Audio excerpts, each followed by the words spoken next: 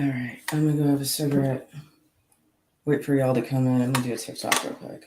I need my glasses. I don't know where they are.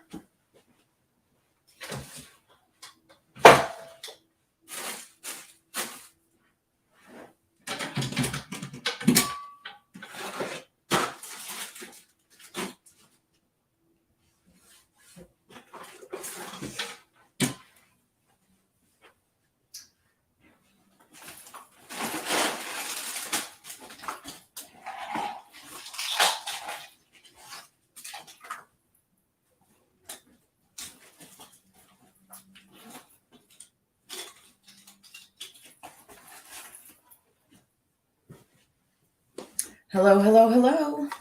All right. I'll do a TikTok real quick.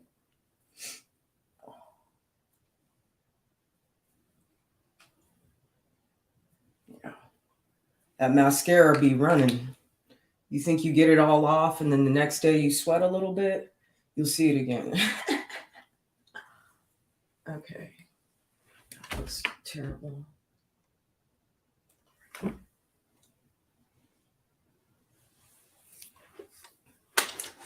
Jack Paul versus Tyrone Woodley fight right now. Okay, well, go do your thing, girl. Have fun. Who you with?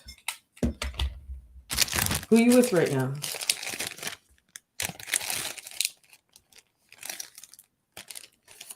I need something to drink. Oh.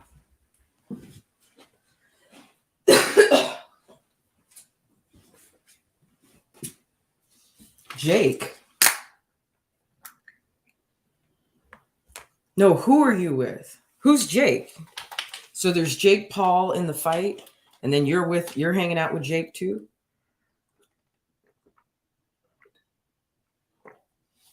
Oh, you watching it by yourself, girl? You need to get out. We need to go out. I'm so happy you're in Texas. You have to come see me. I gotta come see you. Oh. Okay, supposedly. Hi, Doreen. How are you? Supposedly,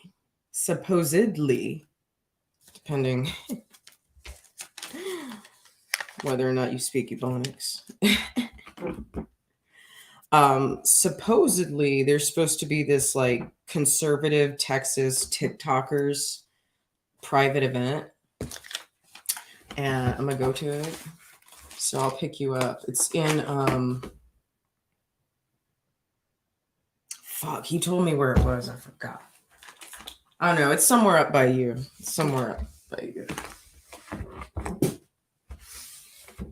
Okay, so Sarah, since you're here, Doreen, you're here. I'm just gonna go ahead and play the music video because I might play it again later, if more people come in. But I especially, you know what, Sarah? Remember I was talking about I need to re-edit the music video. There's a couple people's faces I had to take out. That's sad, right? But I have it done and it looks great. So we're going to go ahead and roll the tape. It's almost exactly the same as it was before, but now it's better.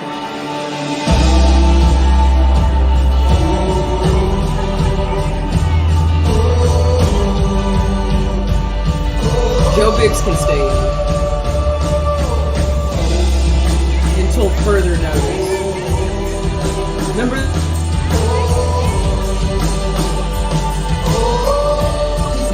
that night I had the dreaming, going against the stream. It don't matter what race or creed or color. You love this land and you're my brother. That ain't where you know I'm gonna stand. If you say you can't breathe, I'll show you we can. Ain't never gonna stop believing. We were born for freedom.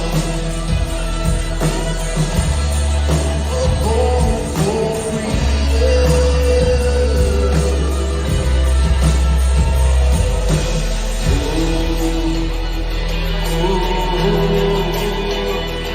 Oh,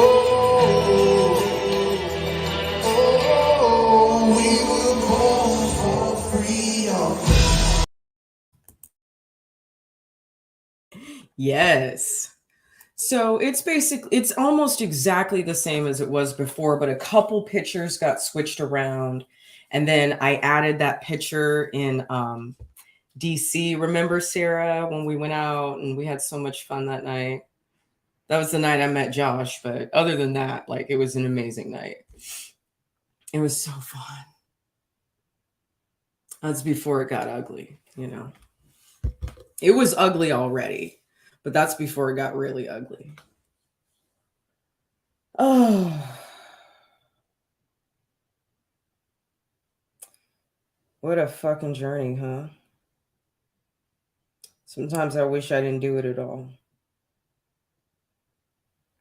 But I'm not the type of person who can just sit back and watch shit go wrong, you know? I don't know what to do. I don't know how to fix this. I don't know how to help other people fix it. You know, it breaks my heart. But soldiers, you need to stand tall. You need to stand tall. America. Anyway, so tonight, thought we'd do a watch party. McGloverful has done it again. And we will not, I will not withhold the McGloverful goodness from you because it's too good. It's too good not to watch this together. Too good not to watch this together. Your skin from every angle. Energy Lift Multi-Action Night Cream with linseed extract containing. My heart is extremely heavy right now. And I hope all who hear this message and have the power to do something will act. While I, like so many of you, care deeply for the families separated at our border and believe that assisting them is the just thing to do, I question how the president of this nation has it in his heart to consider this without also expressing and working to fulfill the need for reparations for Black people who have endured generations of physical and relational, psychological, legislative, and yes, economic trauma. As my father said, we must recognize that we can't solve our problem now until there is a radical redistribution of economic and political power. This radical redistribution must include, in my words, comprehensive reparations for Black people. This, my brothers and sisters in the beloved community, is an urgent matter and must become a priority for So let freedom ring from the prestigious hilltops of New Hampshire. Let freedom ring from the snow-capped Rockies of Colorado. Let freedom ring from the curvaceous peaks of California. But not only that, let freedom ring from Stone Mountain of Georgia. Let freedom ring from Lookout Mountain of Tennessee. Let freedom ring from every hill and molehill of Mississippi. From every mountainside, let freedom ring. When we let freedom ring, when we let it ring from every village and every hamlet, from every state and every city, we will be able to speed up that day. When all of God's children, Black men and white men, Jews and Gentiles, Protestants and Catholics, Jews, Gentiles, Protestants, and Mexicans will be able to join hands and sing. Listen, somebody's got to come get these phones away from me quick. They done pulled out quick. They done pulled out the king's daughter to come. Oh, Lord, I'm laughing. Somebody got to come get my phones from me right away. You need to come pick these phones up. Danny, you better come get these phones. Listen to me. They done got the king's daughter up out of her bed late at night.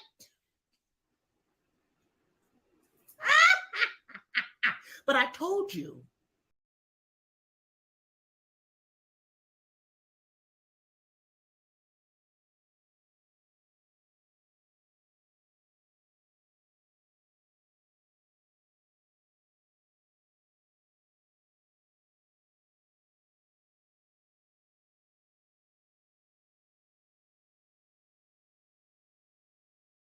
Man, because election is over. And now he's talking to Juan Hernandez and his girlfriend Maria. Who, by the way, are my cousins. Let's just get it established right now. Okay? Who, by the way, are my cousins. Y'all know how I feel about the Latino community. Okay? So y'all, they done got the king daughter up out of her bed. She done bumped that curl, put that little curl. She said, oh shit, I got to get up. All right, I know y'all were thinking it too. Y'all was thinking, what kind of fucking haircut is that?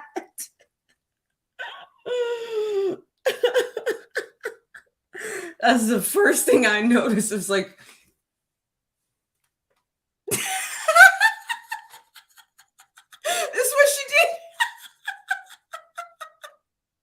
Hold on, I got some bobby pins.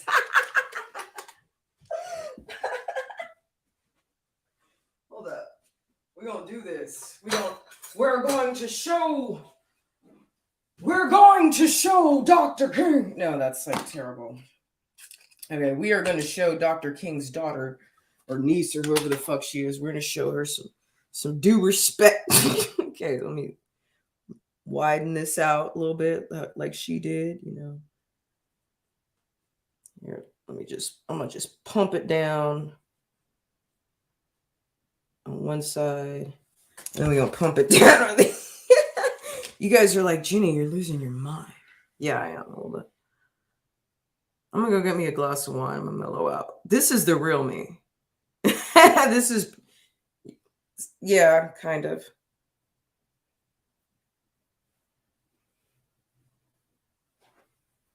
Hold on. Okay, you come on down. Come on down. Fuck that bitch.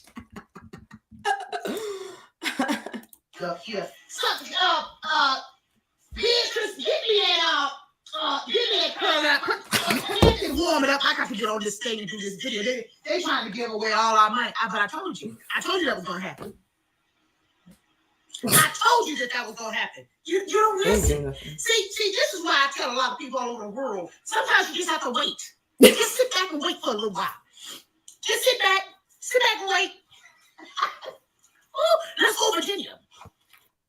Hey, this is John Acuff, New York Times bestselling author, and today World Vision and I want to give you a micro tip. Shut up. All right. I was not going to not share that with you. She's too good. Rolled up together bullshit band is this. Y'all couldn't find no better pedophile supporters than these people here. Where y'all find these people from? In the back of the dumpster over there at Payless? And you know, Payless is closed. The shoe stores, if they close that down. Where did you find these people at? They out here, some Earth, Wind, and Fire reject looking like a bunch of dust bunnies out there talking about it's time. Listen, why don't y'all do me a favor? Do me a favor. You know, I'm barely holding on to my melanation as it is. You know that winter is here. And you know, when winter comes, you know, things happen. But if you could just do me a favor, could you Black people just not embarrass me, at least until I can get my melanation back, you know, around like May of next year, maybe June. You know what I mean? Could you just sit around for just a minute and just be quiet? Could you just do that for just a second? Just sit around and be quiet. You made enough noise. And now we over here on recovery. We're trying to fix this shit. By the way, is anybody seeing Kamala? Kamala, what's her name is? What's the VP name? Hey, anybody, what's the girl name? The Indian girl name? What her name is? The one that ran for president, for vice president with the sleepy guy. What's her name? Come on, where is the Chucks lady? Where is that lady at? That's what I want to know. Have you found her? Have you seen her? Have you seen her? Tell me, have you seen her? Oh, y'all better find that hoe. And while you looking for her, get them people off that fucking steps over there at that courthouse over there banging on them tin cans and shit. Look like they done stole the cans out their grandmama's house and banging on pots and shit. They need to stop doing that. Get them, call the police.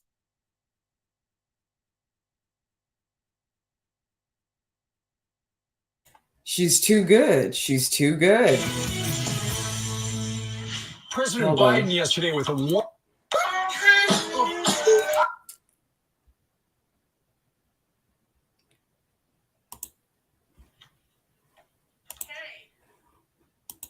I'm not going to speak to right now is anything about an ongoing trial, nor the president's past comments. What I can reiterate for you is the president's view that we shouldn't have, broadly speaking, vigilantes patrolling our communities with assault weapons. We shouldn't have opportunists corrupting peaceful protests by rioting and burning down the communities they claim to represent anywhere in the country. As you know, closing arguments in this. Did that hoe just say that the president don't want random people, citizens running around with automatic weapons and with machine guns and stuff like that? Did she just say that? Because I wonder if they saw the video I did last week where I told you that at the restaurant I was sitting at in Hyde Park, the man got out with a full blown automatic weapon and sprayed all down the street. Are you gonna come get him? Circle back, lady. Excuse me, ma'am. I have a question, ma'am. Are you people gonna come? And then that same day, a young boy who was going to the city of Chicago, University of Chicago, he got shot and killed. And then a couple of other people got shot and killed that same day. This is in Hyde Park, right down the street over there from Obama's house. Are you going to come get these people, ma'am? They're black. You going to come get them? Then about 2-3 days after that, on the other side, a few more, like a few more miles down, some more machine gun killings. Are you going to come get? Oh, you ain't going to come get. Oh, you only care if the white people have machine guns. Y'all so hypocritical. You're so they're about to have the longest eclipse in centuries, about to be 3 hours and something long with this eclipse. I hope that after that eclipse, y'all wake up. That's what I hope. I hope that it's like a big awakening, because I'm so sick and tired of this shit. I'm be honest with you. I'm so. You need to circle around these nuts. I think first and foremost, we have to concede that we're dealing with. Magic Johnson, do you think every player should come out and say, I will get the vaccine, I'm vaccinated, and so should you? Oh, for sure. That's why I got my 2 shots and made sure I put it out on social media. I wanted, especially my community, to know that, first of all, it's safe. And the players, again, people listen to them. They follow them. That's very important. Plus, the last thing is this. You have said to your teammates, I'm going to be there for you. Well, you can't be there if you don't get vaccinated. You're letting them down. And then that hurts our chances of winning the championship. I would never do that to my teammates. This is almost too easy. It's almost too easy. So you wanted to make sure that, if you were playing today, that you would be there for your team. You couldn't even put on a condom for your team last time. When you was playing, we didn't even, fuck the shot. You couldn't even put on a condom for your teammates and for your number one teammate, which was your wife. But now you want to sit there and tell people how they supposed to be loyal to their fucking team? Are you kidding me? Are you kidding? And I just want to ask a quick question, real quick, ain't be for you long. I want to ask a quick question. Black people, are you tired yet? Is it just me? Or does it seem like they are really trying to single you out? I'm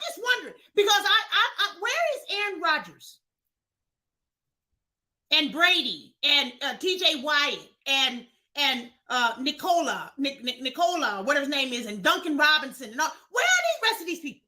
Where is it? Did all the white people take the shot? That's my question. Let's start there.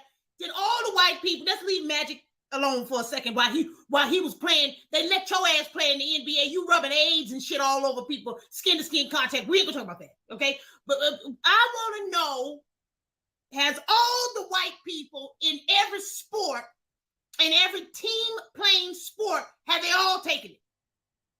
Let's start there. Because if they have not all taken it, then I would like to know why you're not applying pressure on these people. Where's the pressure, ho? Because I know you're not just trying to save black people, are you? You couldn't possibly just be trying to save black people. You want everybody to be safe. You want everybody to be saved. Why don't you apply some pressure on somebody else? I'm trying to, Anyway, thanks so much, Magic. Thanks so much for getting the double shot, but not wearing a condom for your wife. You funky. I don't understand. Can't get no rest.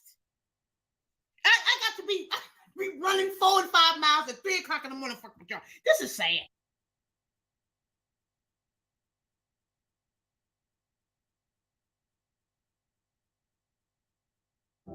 If you or anyone you know.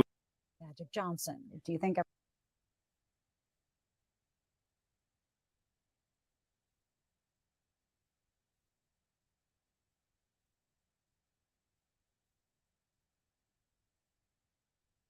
Let me see if I got this straight. Okay, so Colin Kaepernick kneeled down because of he feels that the laws need to be changed because of the injustice and the violence against African-American people from the police. Okay, so then he kneeled, and then a couple of other people began to kneel. Okay, no one decided to not come to work. 80% of the NFL is black. No one ever said, okay, everybody, we not going to play a game today. Nobody did that. They just kneeled. Okay, that's no problem. So then Colin Kaepernick didn't get a new contract.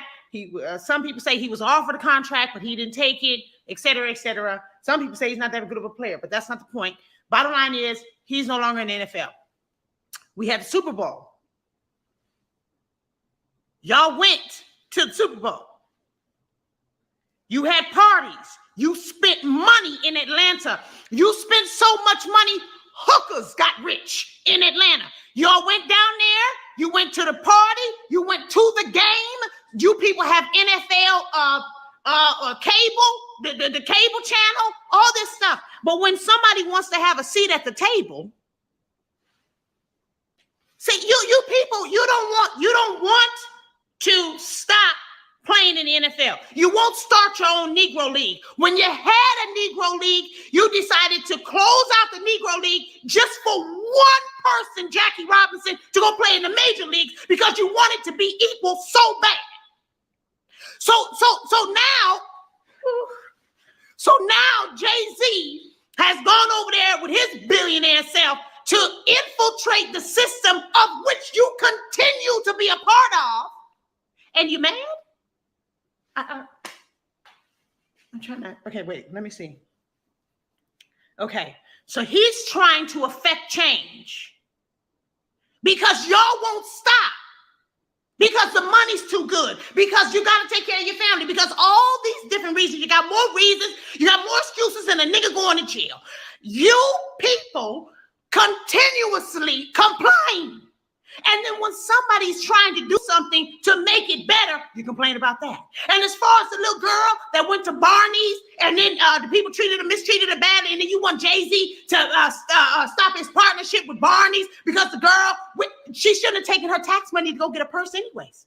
That's my answer. But the first thing I said was, why did you take your little tax money check to go buy you a purse? This is what is wrong. This is the problem. This is the problem. Y'all so far out. You're too far out. You need to bring it back in, scale it in, ho. Scale it in, because the problem is not that Jay-Z is going to go talk to the NFL. The problem is not that Jay-Z has a partnership with Barney's. The problem is that if she was buying a Gucci purse because y'all was mad about Gucci, right? But you don't boycott Gucci. And if you boycott Gucci, but you don't boycott Louis Vuitton, you don't even understand the system. You don't even understand this game at all. I support Jay-Z. Jay-Z, if you need me to come down there and hand you the pen to sign the contract, I'm with you, my brother, because you have to have a seat at the table in order to affect change, because these Negro spirituals are still trying to overcome. Baby, I'm already over the hill with you, okay? Call Beyonce, tell her I said hello. All right.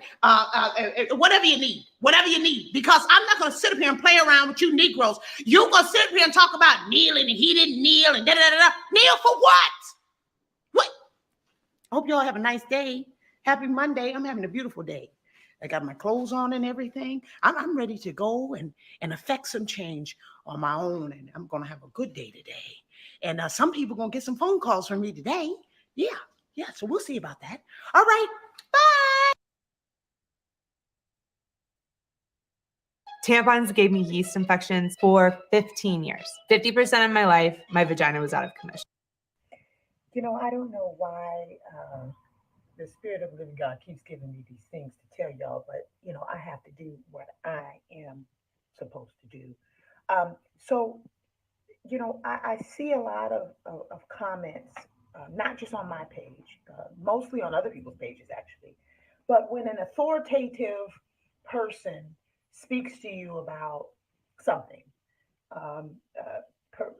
pertaining to facts or something like that, you get a lot of people that say, well, why do you have to yell? Well, you know, if you want to get people to join you, you should be less condescending, and you should be, you know, this and the other, have more sympathy, more empathy, so forth and so on. And so I just want to say this to you, that everything shouldn't trigger you, sweetheart.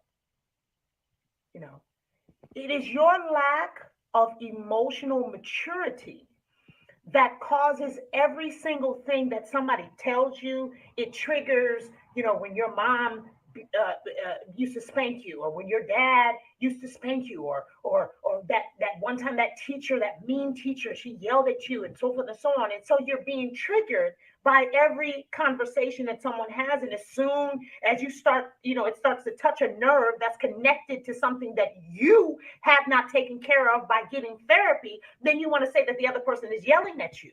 No, that's not necessarily what's happening. What you need to understand is that we are now at war, and we don't have the time to sit down with you like we did before and try to play pancake with your ass to tell you, listen, this is what's happening. When a child is crossing the street and a truck is coming, do I say, oh, come here, baby, hold on, there's a truck, come to me? No, I say, get your ass out the street right now, and if I'm close enough to you, I'm gonna snatch your ass.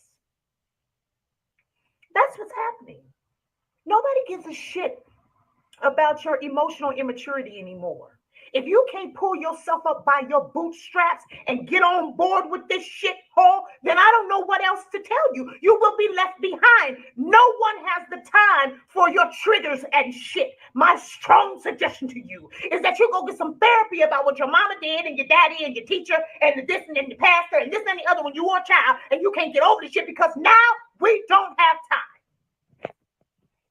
I love you. I really do. But, boy, I got to run every day, fooling around with you people. Every day I got to run. Huh?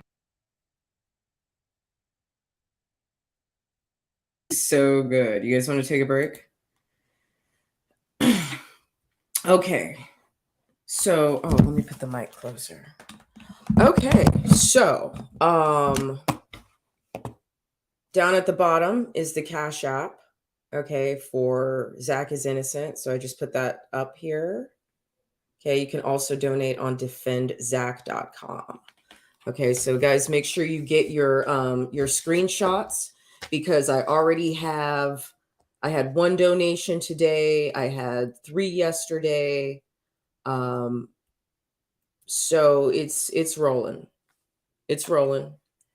I just now made a video for it. Oh, you guys are gonna like the video if you haven't seen it already, because I don't know why this has no fucking views on it at all. What?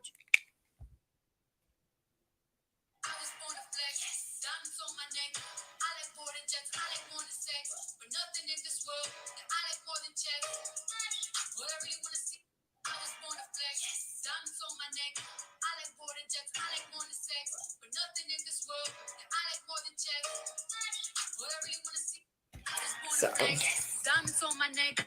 what's the subject tonight, Meryl? Nothing in particular. Are you from TikTok? You look familiar. Are you from TikTok?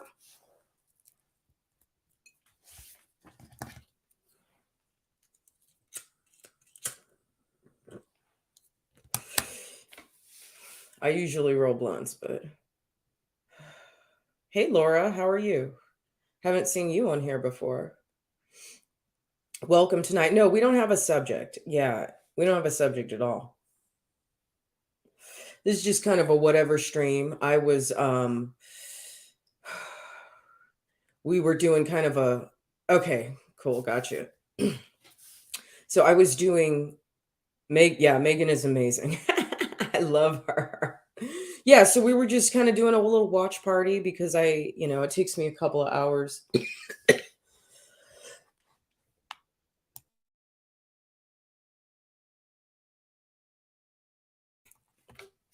It takes me a couple of hours to unwind before bed, so I thought I would come on here and see who was up.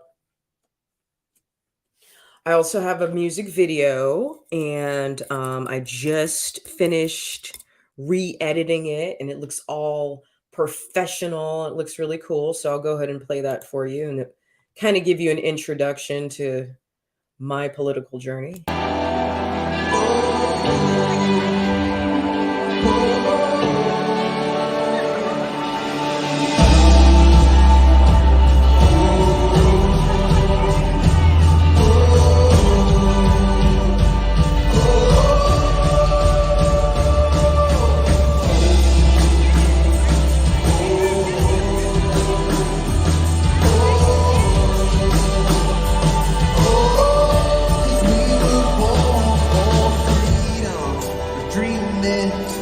Born against the stream, it don't matter what race or creed or color.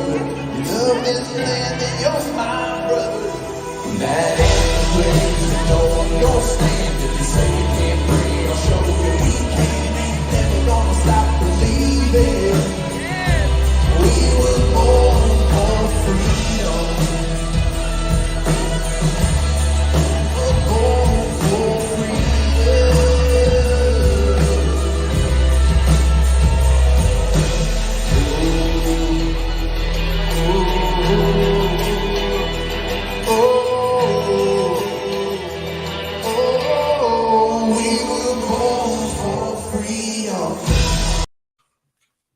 Hey, you like that? You like that, Laura? You like that, Meryl? Garrett. Oh shit! Let me give you the link. Garrett. Now I remember. Your name was just Garrett before. This time it's Meryl Garrett. Am I right or am I wrong? Go ahead and grab that link from the comments. You can jump in if you want to. Let me know how you're doing. Anyway, okay, so the other thing that I'm doing tonight, the other topic for tonight is, of course, the fundraiser for Zach's Zach's. See, this is what happens when you get cotton mouth.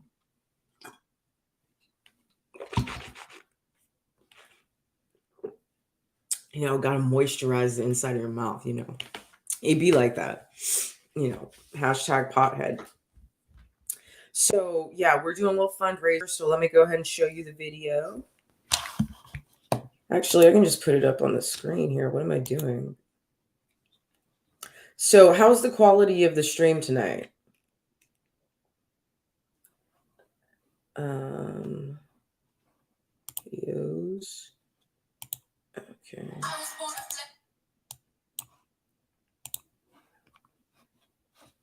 Okay, hold on. Okay, share. Hold on, Garrett. This is like 15. This is like 10 seconds. I'll play it twice. I was born to flex, diamonds on my neck. I like boarding jets, I like more than sex. But nothing in this world that I like more than checks. Money. What I really want to see. I was born to flex, diamonds on my neck. I like boarding jets, I like more than sex. But nothing in this world that I like more than checks. Money. What I really want to see.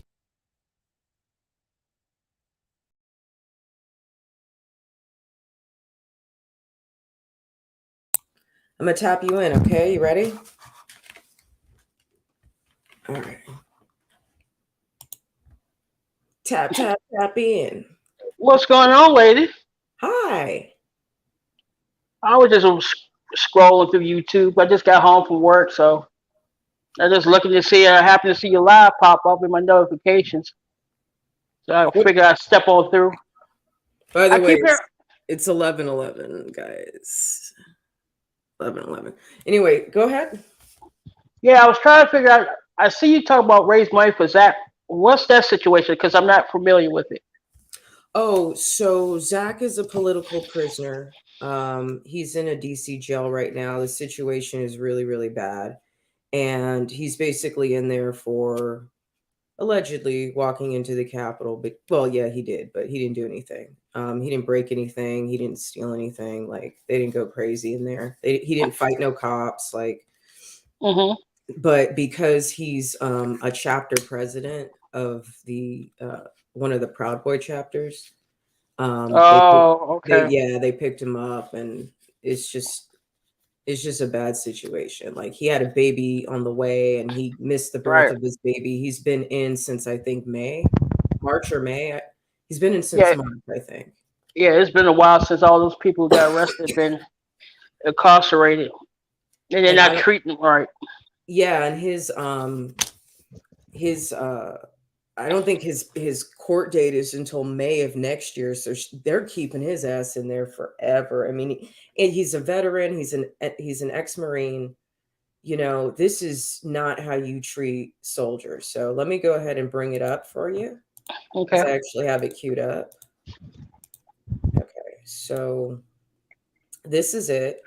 I actually have a Cash App where the money goes directly to his wife, and I prefer that everyone donate on Cash App.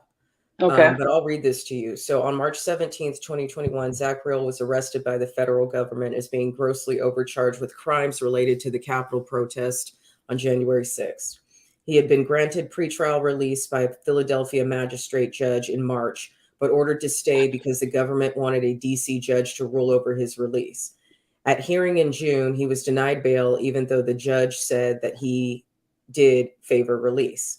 Zach is nonviolent, and the prosecution has said as much. He did not assault any police officers. He did not push through any barricades. He did not break into the Capitol, and he did not damage any property. He has a motion to reopen his release, but it has been not ruled on as of November 2021.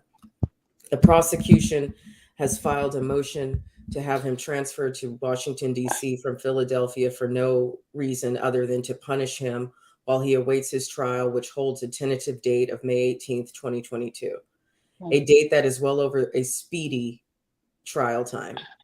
His rights are being greatly infringed upon, and he's being treated as guilty before having even seen his day in court. Even when he does go to trial, the likelihood of having an impartial jury is unlikely. Since his arrest, Zach has missed the birth of his daughter with his wife, and while he is able to receive visitation from his wife and infant daughter, he's never been able to hold his child. He also has a teenage daughter that he has not seen since his arrest, and they miss each other dearly. Zach was the provider for his household, and his absence has been a cause of great stress, both emotionally and financially, on his family. Zach is a husband, a father, a Marine Corps veteran, and patriot who loves his country. He has fought for all of us. Now he needs us to fight for him. Please donate to his legal defense fund or share this fundraiser with any other patriots you know. All funds go toward paying his legal fees and helping his family. Anything helps. God bless you. So can you make a donation, Garrett? Sure, I'll just go on the Cash App and make a donation when I get off of here. Thank you. Okay. So I'm gonna put you down. So here's what you're gonna do. I'm gonna give you my email in the chat, and so Okay.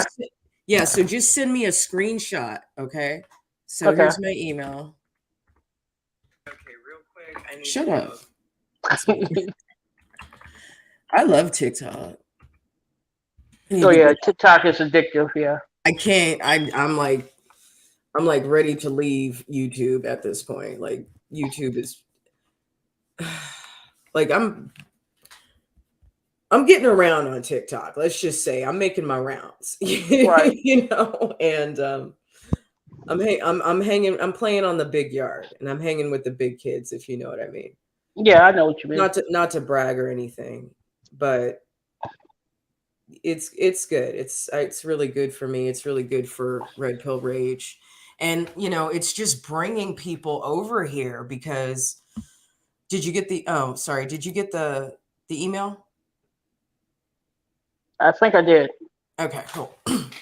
Yeah, I mean, it brought you over here, and it's brought Vet Talk over here. So it's like I've got so much good content now, and so many brand new, really interesting characters to interview, and it's a lot of fun. It's been a lot of fun. Yeah. Yeah, because I ran across you on TikTok, and I was like, man, she's really interesting. So I followed you over here, and I was like, oh, I didn't know she had a page on here. And I've been watching a lot of your old videos, and they're funny and witty, and I like that. I like the fact that you stand up for everybody, regardless of political affiliation or what they believe in. And I believe the same thing. I think we're all people on this country, and I think we should all stand together. This division needs to stop because the only people getting more powerful is the government. That's all it is, the politicians. I mean, they really want us divided by race, by religion, by everything. You know, I get tired, of fighting with black liberals. I don't think we should be fighting each other, black liberals, black conservatives, or people of color. Why are we fighting each other when we need to be standing together if we want equality, if we want one country? It makes no sense to me.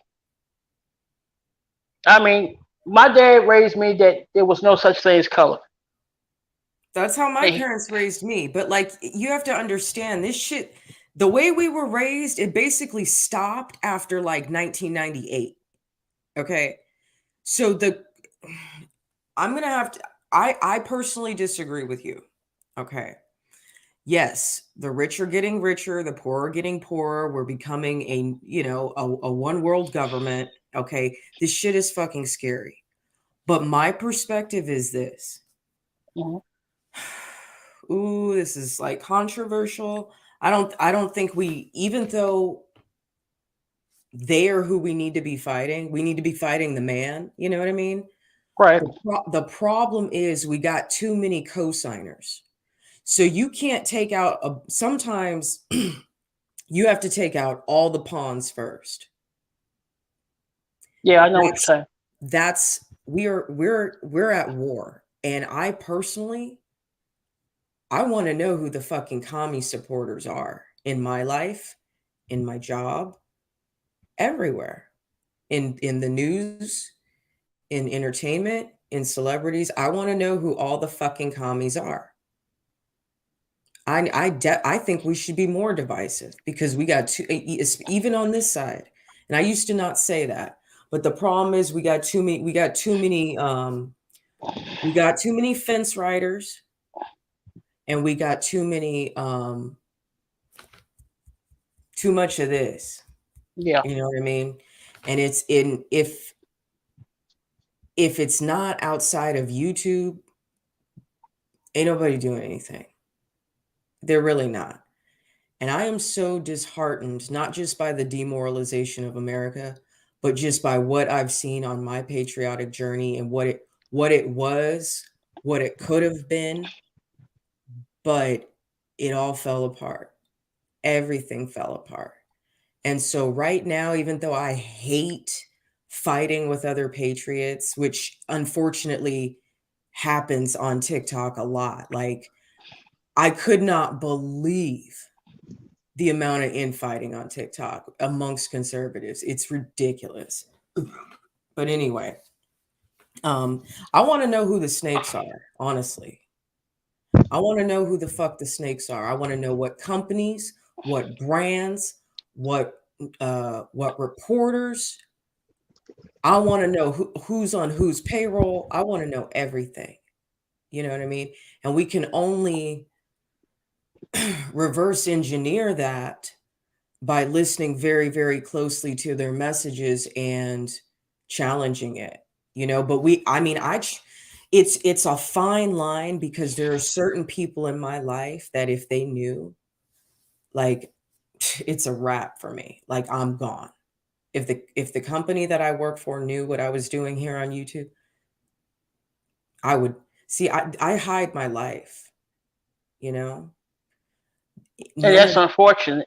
none of the jams that I go to, like, I can't. They're all hippies, like they're all liberals in fucking Austin. So I can never say who I really am and what I really feel. You know Oh, what I you're in mean? Austin, Texas now? Yeah, yeah. But outside Well, of Austin, MAGA all day. You know what I mean? right. But that's the fine line, and you have to push gently. If you are going to push that line, you have to push gently. And I work on that a lot in my personal life, but Hmm. I work on it, and you have to become clever with it. I work on it by asking questions instead of like reeling into people. And if they Yeah. start to, well, I mean, there's exceptions to that. If they start to get cute, if they start to be rude, if they start to name call instead of talking about it like an adult with like questions and answers, then I'll fucking lambast. Then I will fucking go full napalm. But until then, I try very hard to communicate delicately.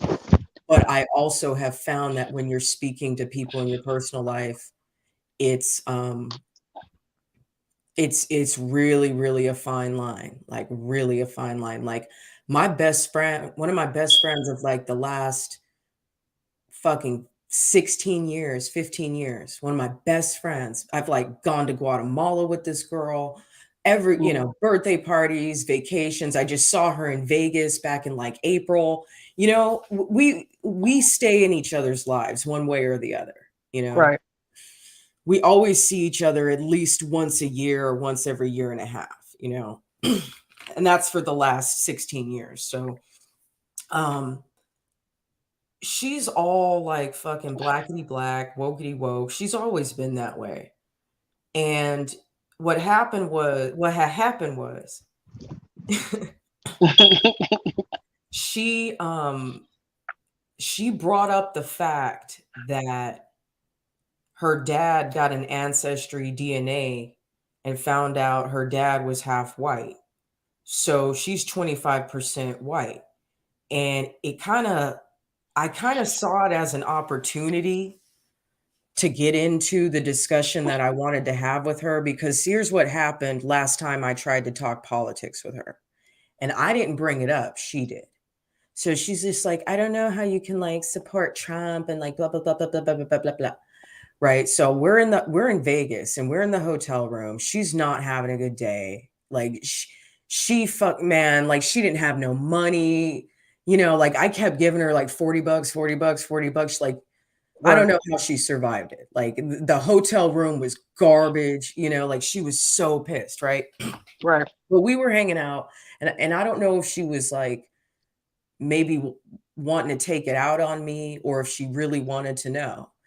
But she seemed sincere. Hmm. So I started talking about it, and within me opening my mouth and being able to say 2 sentences, she's already taken the fucking mic back, and for the next 45 minutes proceeds to tell me how she feels. So, you have to listen to it unless you've already heard that, before. So I sat there and I listened to it and I didn't really respond. And then I ended up just leaving that night and, kind of getting drunk by myself. And it was cool, like no hard feelings. But it was about a month and a half ago when we had that last conversation. And that's when I fucking started to lay into her, because this is what she said to me. And she's a comedian. She's a professional stand-up comedian. Okay. She said, and she knows I'm a Toastmaster. Okay. So I'm Toastmasters trained. I don't sound like it anymore, but I actually am. If I sit down and write a speech, you will see how Toastmasters trained I am. Okay. Okay. But anyway, and there's an all counter. I felt like when she told me that she was 25% white, I felt like that was an opportunity to fucking like clap back, because I never got a chance to clap back. And I finally did that night. And so I just started speaking. I didn't let her fucking interrupt me. And then she said something to the effect of, well, you defending this man like you getting paid for it. And this is what the Black mindset does to people. Sure. They will find every reason not to fucking believe you. Every time she thinks I say something stupid or thinks that I do something stupid, she always tells me that's the white in you. All the time. And now this bitch is 25% white. And I could have fucking told her dad was fucking mixed.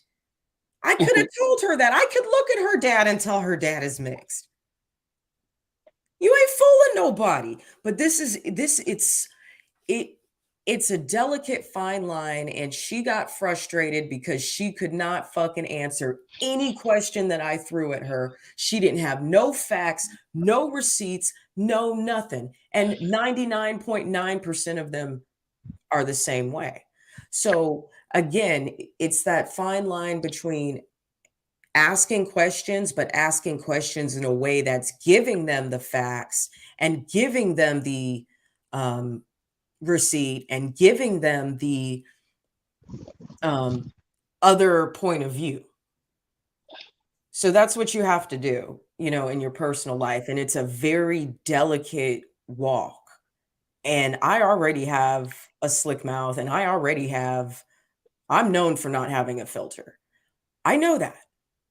And I've accepted that about myself, which is why I left the restaurant industry, because I can't live in that anymore. It used to be normal.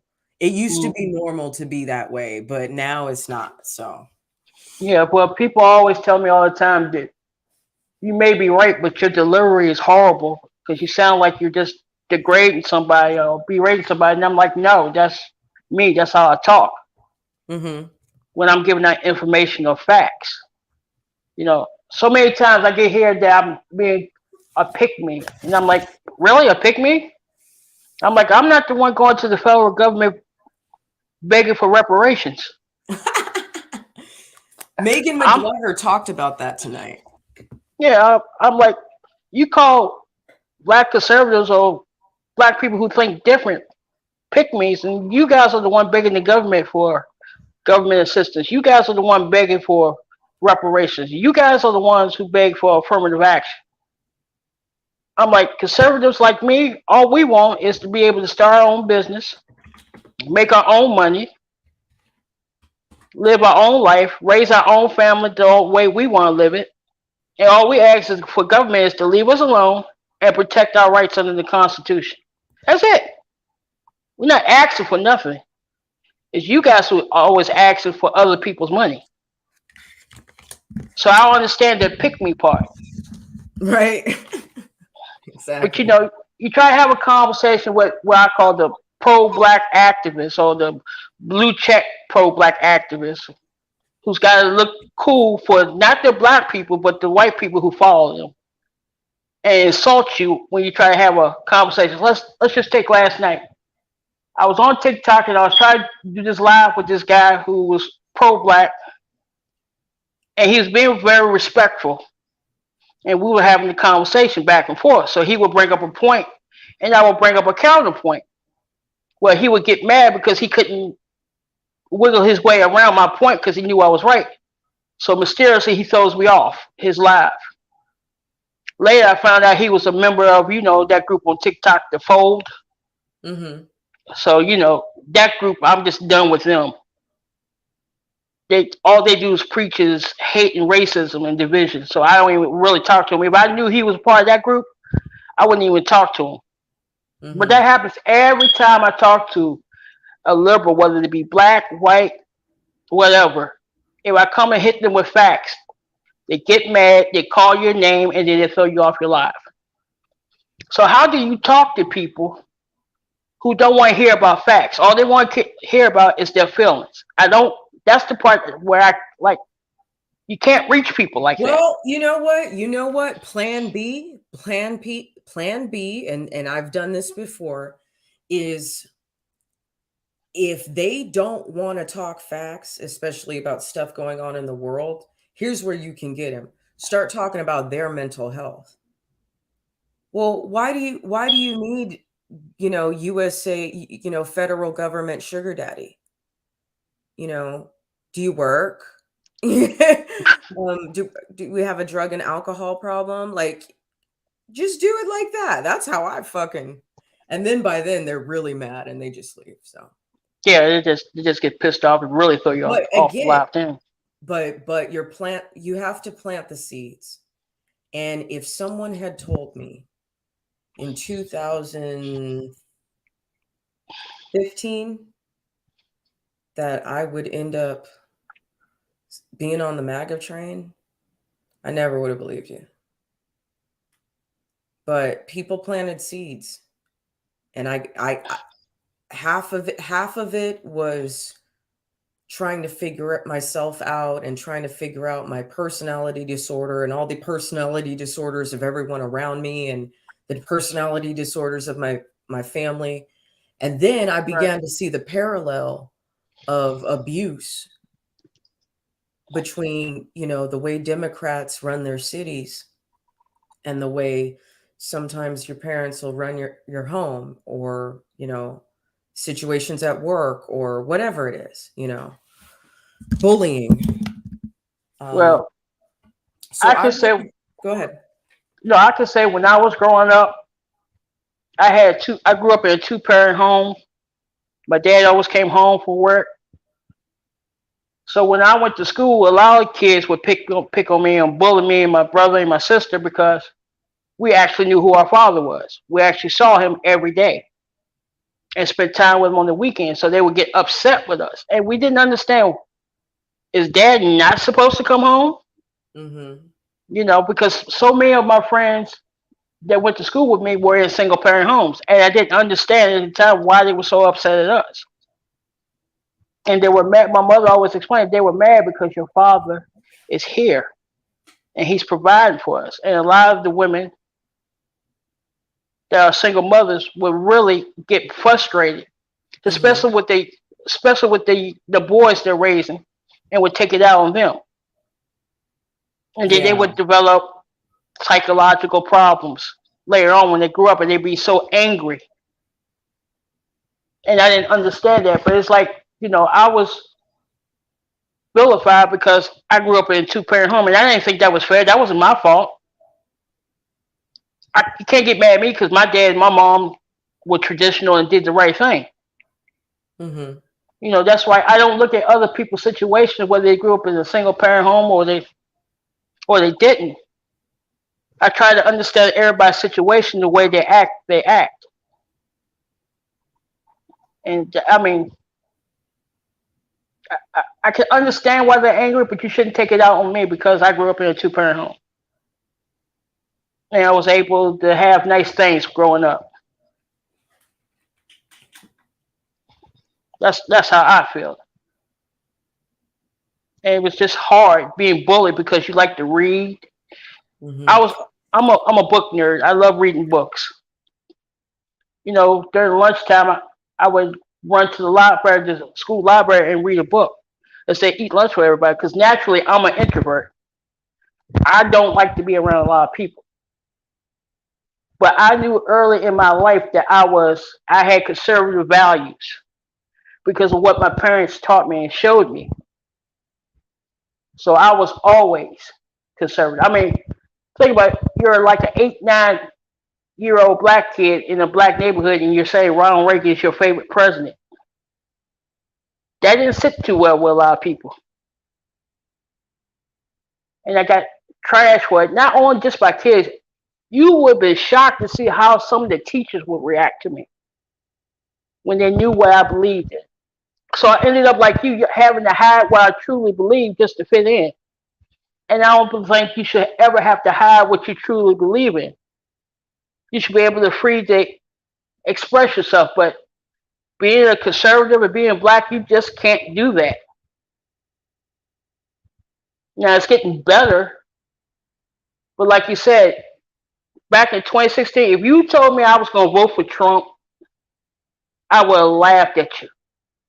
Because I was conservative, but I didn't think any way possible I was going to vote for this guy. But he made one statement that made me change my mind. He's like, what you got to lose? And he was right. We tried it the other way for all these years and it didn't work, whether it was Republican or Democrat. And he was absolutely right. And he opened my eyes these last 4 years that he was in office. You see, because we're not fighting political parties anymore. We're fighting something much deeper than political parties.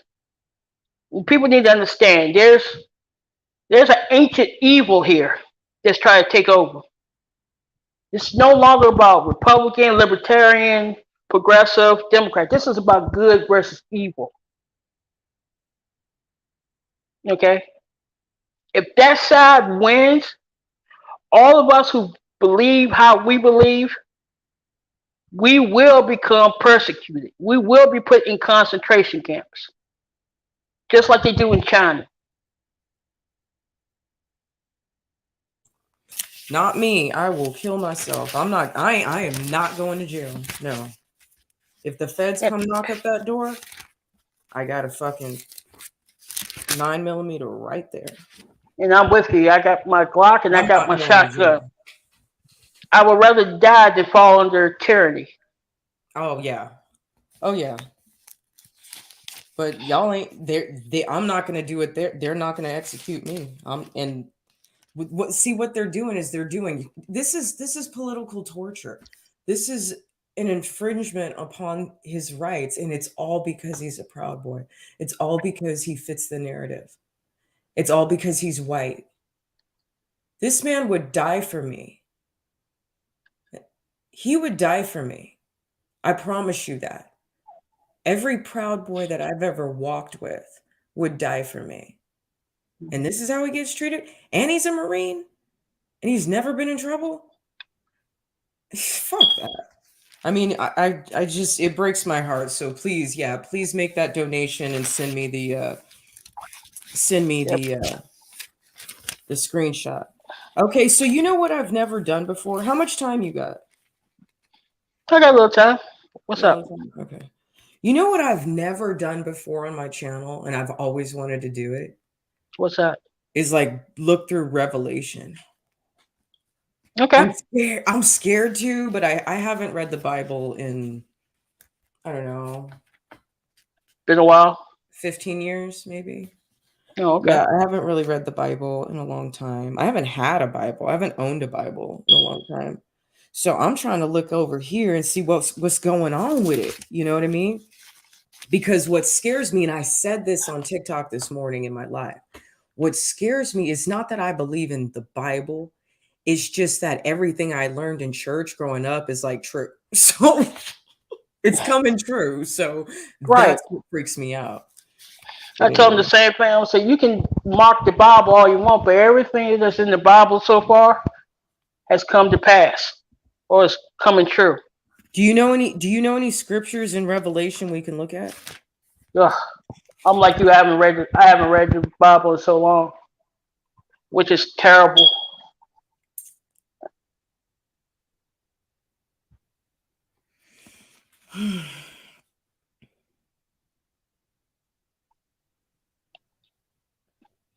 But you know what scares me? I think the ultimate goal of this. Hold these on, people. hold up. Okay, the trumpets. This Okay. is Revelation 8:6. Then the Mhm. 7 angels who had the 7 trumpets prepared themselves to sound them. The first angel sounded, and there followed hail and fire mixed with blood, and they were thrown upon the earth. Australia. Yep. The third wave of trees and all the green grass were burnt up. Then the second angel sounded, and something like a great mountain burning with fire was thrown into the sea. Ooh, shit, San Francisco. I hope. I hope.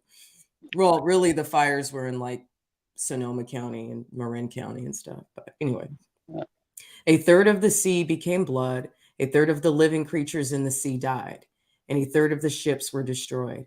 The third angel sounded, and a great star from heaven, burning like a torch, fell on a third of rivers and on the springs of waters. The name of this star was Woodworm. A third of the waters became woodworm, and many men died from the waters because they were made bitter. The fourth angel sounded, and a third of the sun was struck, and a third of the moon, and a third of the stars, so that a third of them were darkened. A third of the day had no light, and likewise a third of the night. Then I watched, and I heard an angel flying through the midst of heaven, saying with a loud voice, "Woe, woe, woe to the inhabitants of the earth, because of the other trumpet blasts of the 3 angels who are yet to sound." So we're gonna get quite an ass kicking. Yeah. Ladies and gentlemen, we're gonna get quite an ass kicking. Okay. The 5th angel sounded, and I saw a star fallen from heaven on the earth, to the earth. The star was given the key to the bottomless pit. He opened the bottomless pit, and smoke ascended from the pit like a smoke of a great furnace. The sun and air were darkened by the smoke of the pit, and out of the smoke locusts came upon the earth. Power was given to them as the scorpions of the earth have power. They were commanded not to harm the grass of the earth or anything green or any tree, but only those men who did not have the seal of God on their foreheads. Mm. That's scary. What? They were commanded not to harm the grass of the earth or any green thing or any tree, but only those men who did not have the seal of God on their foreheads. Yeah. They were given authority not to kill them, but to torment them for 5 months. Their torment was like the torment of a scorpion when it stings a man. In those days, men will seek death, but will not find it. They will desire to die, but death will elude them. And that's what we were just talking about. Yeah.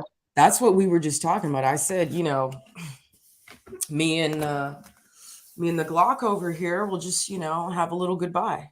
You know, that's it. Like, I'm not, y'all ain't going to torture me for 5 months. Nope. No. Nope. Nope. No. I'm not going. I'm not going. The shape of the locust. Wait a minute. Okay. The shape of the locust was like horses prepared for battle. On their heads were something like crowns of gold. On their faces were like faces of men. They had hair like the hair of women, and their teeth like the teeth of lions. They had breastplates like breastplates of iron, and the sound of their wings was like the sound of chariots with many horses running to battle. They had tails like scorpions and stings in their tails. Their power was to hurt men for 5 months. Yeah. Ooh, that sounds disgusting. Okay. Sounds like when Biden talks about a cold winter, a dark winter. Oh, no Quanon on my channel. Okay. Please. Oh, okay, sorry. Thank you. Yeah, please don't. It's a really easy way to get kicked off and to get flagged if you start talking about that stuff. So I've actually disproven a lot of it myself. I'm not a supporter of it. Nothing personal at all. But the point, one thing that I always say about it is you don't need that to figure it out. You don't need Quanon to figure out what's going on in Hollywood. You don't need Quanon to figure out what's going on in the deep state. No, most of the stuff you can see for yourself. Huh? I said most of the stuff you can see for yourself when you research. Exactly. I mean, I understand that this website was a way to kind of tie it all together, but it's just that even with a statement like that, it didn't happen last year. You know, the stop the wheels thing didn't happen. The truckers stopping didn't happen. What's happening is that the Americans are being hurt in other ways, but we're all being hurt by it. It's not that conservatives are taking back control of the country like in a strategic way, you know. No. And I think that I just think that the whole QAnon thing, like, until something that has been said comes true, I don't want to hear it, you know. Yeah, well, I never believed in none of that stuff anyway. Oh, okay. Well, it's just that when people say that, like, I know it's from Game of Thrones, like winter is coming or whatever, but last year they tried so hard to push that so hard, like something was going to pop off, and it never did. So that's what I thought it meant. Okay. The first woe is past. Now 2 more woes are to come yet. The 6th angel sounded, and I heard a voice from the 4 horns of the golden altar, which is before God, saying to the 6th angel who had the trumpet, release the 4 angels who are bound at the great Euphrates River. And the 4 angels who had been prepared for the hour and the day and month and year were released to kill 1/3 of mankind. The army of horsemen number. Well, you know, now we know who they are. Now we know who they are. They're hopefully it'll be the commies, but I've been keeping up on the news over there, seeing what China's doing. They just condemned America for Iraq and Afghanistan. They can shut up. Yeah. They can shut up. Okay. The army of horsemen numbered 200 million. I heard their number. Thus I saw the horses in the vision. Those who sat on them and had breastplates of fiery red, hyacinth, blue, and sulfur yellow. The heads of the horses were like the heads of lions, and out of their mouths came fire and smoke and brimstone. Dragons. We gonna have some dragons coming to fucking That's a fucking dragon right there. Okay. 1/3 of mankind was killed by these 3 plagues, by the fire and by the smoke and by the brimstone which came out of their mouths. The power of the horses is in their mouths and in their tails, for their tails are like serpents, with heads by which they inflict injury. The rest of mankind who were not killed by these plagues did not repent of the works of their hands, did not cease to worship demons, idols of gold, silver, brass, stone, and wood, which cannot see or hear or talk or walk. Nor did they repent of the murders of their magical arts, nor did they repent of their murderers or their magical arts or their sexual immorality or their thefts. Antifa. That's exactly what I was thinking. Antifa. Yeah. Yeah, we these people, you know what I figured out about the blacks and Antifa? The thing is, they have both been raised, that is the repercussions of fatherless homes, and it's in both white and black community. Yeah. You know what I mean? And it never ceases to amaze me how they like to push it and push it and push it and push it.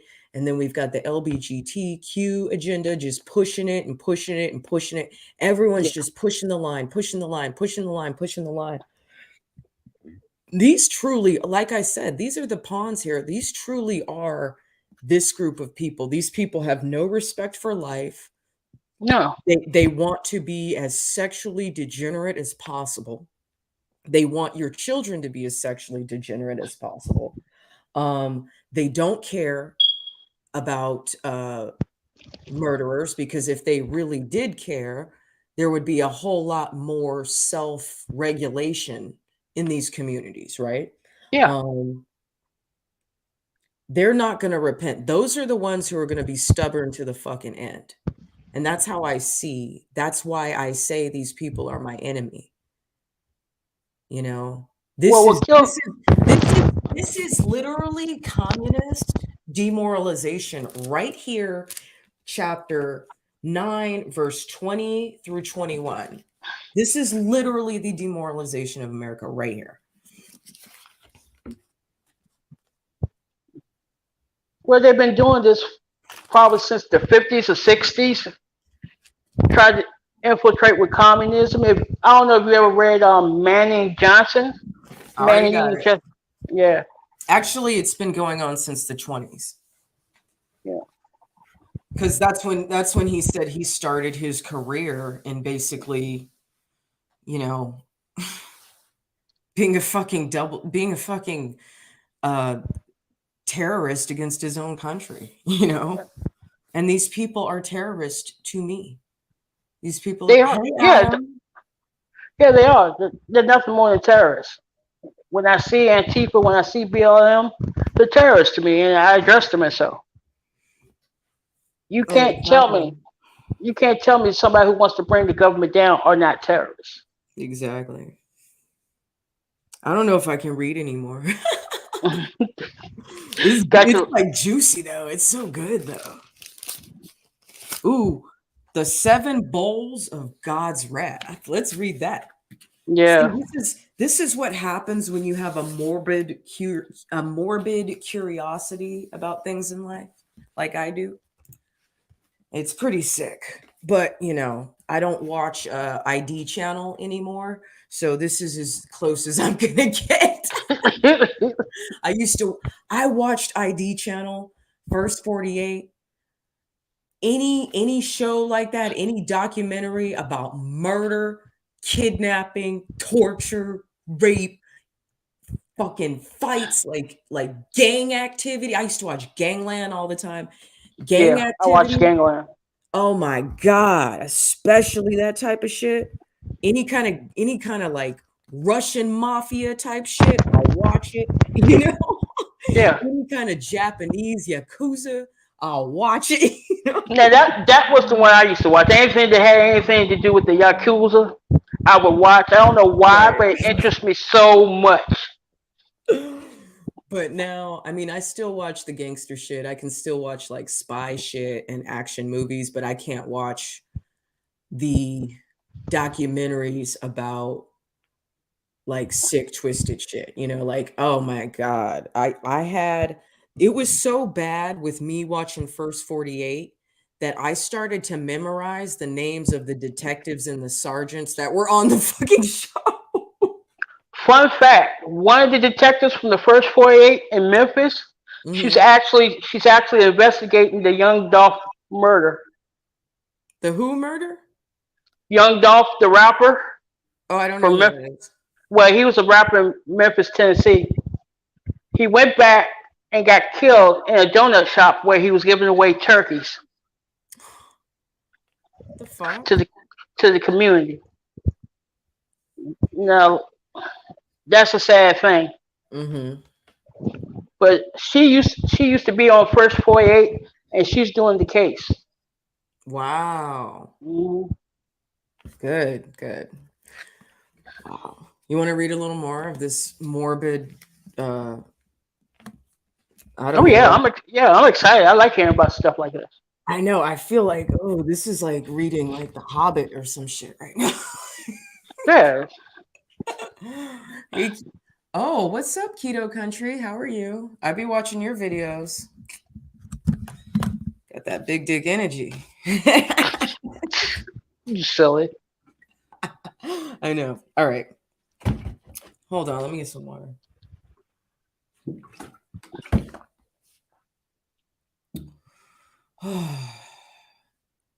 Okay. I'm about to go in. All right. Then I heard a loud voice from the temple saying to the 7 angels, "Go pour out your bowls of the wrath of God on the earth." The first went and poured out his bowl on the earth, and the foul and grievous sores came on the men who had the mark of the beast, who worshipped his image. The second angel poured out his bowl on the sea. It became like the blood of a dead man, and every living creature in the sea died. The third angel poured out his bowl on the rivers and springs of the water, and they became blood. Then I heard the angel of the water saying, You are righteous, O Lord, he who is and was and is to be, because you have judged these things. For they have shed blood of saints and prophets, and you have given them blood to drink. This is what they deserve. Wow. I heard another from the altar saying, Yes, Lord God Almighty, true and righteous are your judgments. The fourth angel poured out his bowl on the sun, and the power was given to him to scorch men with fire. Men were scorched with great heat, and they blasphemed the name of God who has power over these plagues, and they did not repent and did not give him glory. Can you imagine being that stubborn, though? Damn. You ain't lying. The fifth angel poured out. I mean, I think after the first round of a third of the Earth's population being destroyed, I would think after the first round of that, we might take some notice and be like, okay, there's a higher power here. Let's come correct. I would be on my hands and knees praying and repenting my tail off after I saw a third of the population gone. Yeah. If you weren't a believer, that should make you a believer. Thank you, Keto. And you should be on your hands and knees repenting and just, Lord, help me. I need a glass of wine, but I feel guilty if well, Jesus turned water into wine. Yeah. I'm Feel guilty drinking wine. Yeah. Yeah, I need some wine. This is making me nervous. Mm-hmm.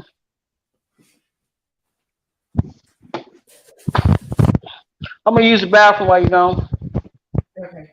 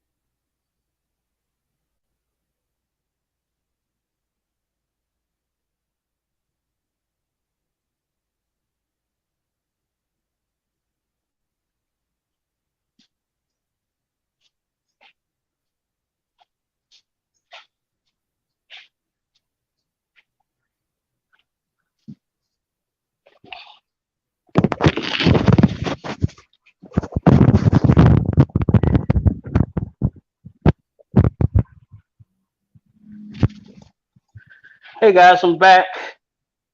While she's gone, if you guys like what's going on and you like the stream, give my buddy a thumbs up. I think she does a great job. And I know she appreciates all y'all who's watching her stream.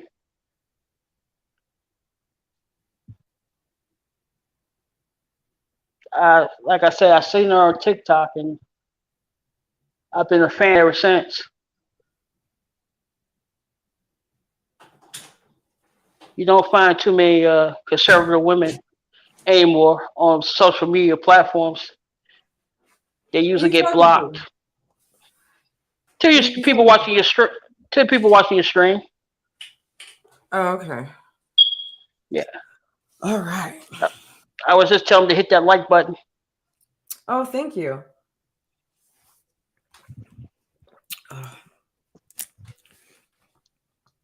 The fifth angel poured out his bowl on the throne of the beast, and his kingdom was filled with darkness.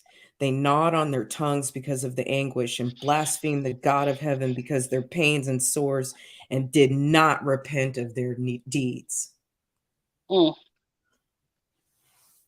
Hey, sweetie. Hey, sweetie. So I just wanted to let you know, I have those episodes coming out with the answers from the men. So I included your question. I had to rephrase it a bit, but I included your question. Okay. And thank you for being here. So we're just thanks for dropping in. So we're just reading the Bible here, and we were just talking about how I kind of have dabbled in so many different types of spiritualities, but I grew up Christian, so the only thing that makes me believe that this document could possibly be true is the fact that I feel like a lot of the stuff in the end times is like pretty fascinating, and there are some parallels that do frighten me, and I never thought I'd see it in my lifetime. So it's Armageddon, baby. Armageddon it. Said, You know, "Are there's you things getting it?" Huh? I'm witnessing that I would never thought would happen 15 Never. years ago. No. I And it's never just saw this coming. no. And No. it Ready? I'm ready. Okay. The sixth angel poured out his bowl in the great Euphrates River, and its water was dried up to prepare the way for the kings from the east. China. Mm-hmm. China. Snacks is terrific. Terrific. It's all about China. China. Okay, this is gross. Okay. Then I saw 3 unclean spirits like frogs coming out of the mouth of the dragon. I told you there was going to be dragons in this story. You sure did. I told you there was going to be dragons. High five. Told you it was coming. Out of the mouth of the beast and out of the mouth of the false prophet. For they are spirits of demons performing signs who go out to the kings of the earth and of the whole world and gather them to battle of that great day of God Almighty. That's the Illuminati. Yeah. That's the Illuminati right there. Yeah. That's some Masons. Those are the Masons right there. Like I'm literally assigning characters here. Like that's all we've been doing is assigning characters like who our enemies are according to their behaviors and their punishments. So then we know who they are, and the Federal Reserve. Rothschilds too. Absolutely. Yeah. Okay. Look, Well, if we really want to get if we really want to go there, you can always tell people to check out Vanguard and BlackRock. Oh yeah. For sure. Okay, so this is supposedly God speaking. So that part is in red, right? That's what that means, right? Okay. Yep. Look, I am coming as a thief. Blessed is he who watches and keeps his garments on, lest he walk naked and his shame be exposed. They gathered them together to the place in which Hebrew is called Armageddon it. Yes, Armageddon it. Said, are you getting it? Armageddon it. Come on, Steve.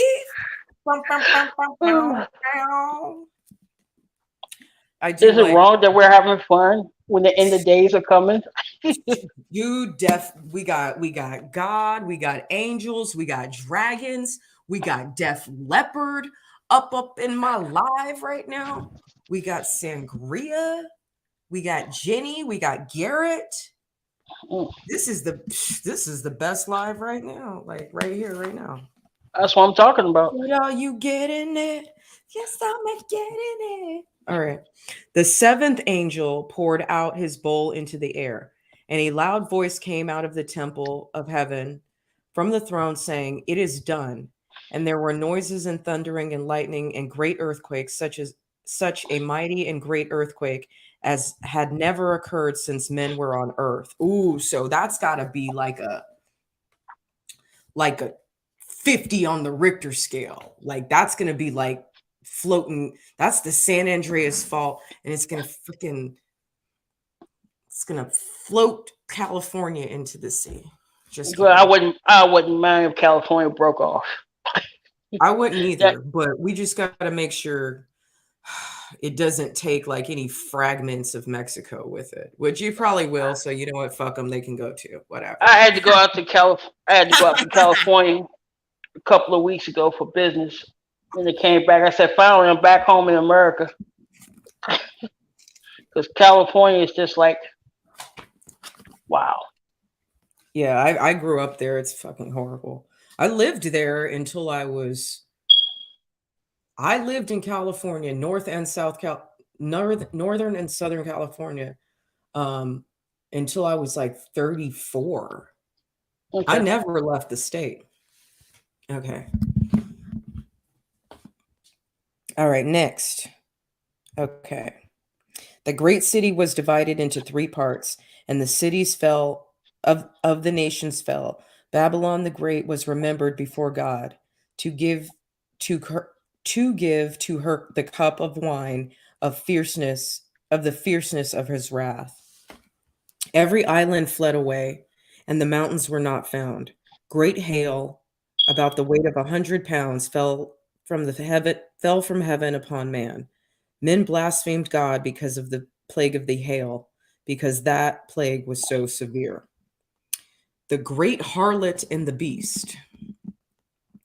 One of the 7 angels who had the 7 bowls came and talked to me, saying to me, "Come, I will show you the judgment of the great prostitute who sits on many waters, with whom the kings of the earth committed adultery, and the inhabitants of the earth were made drunk with the wine of her sexual immorality."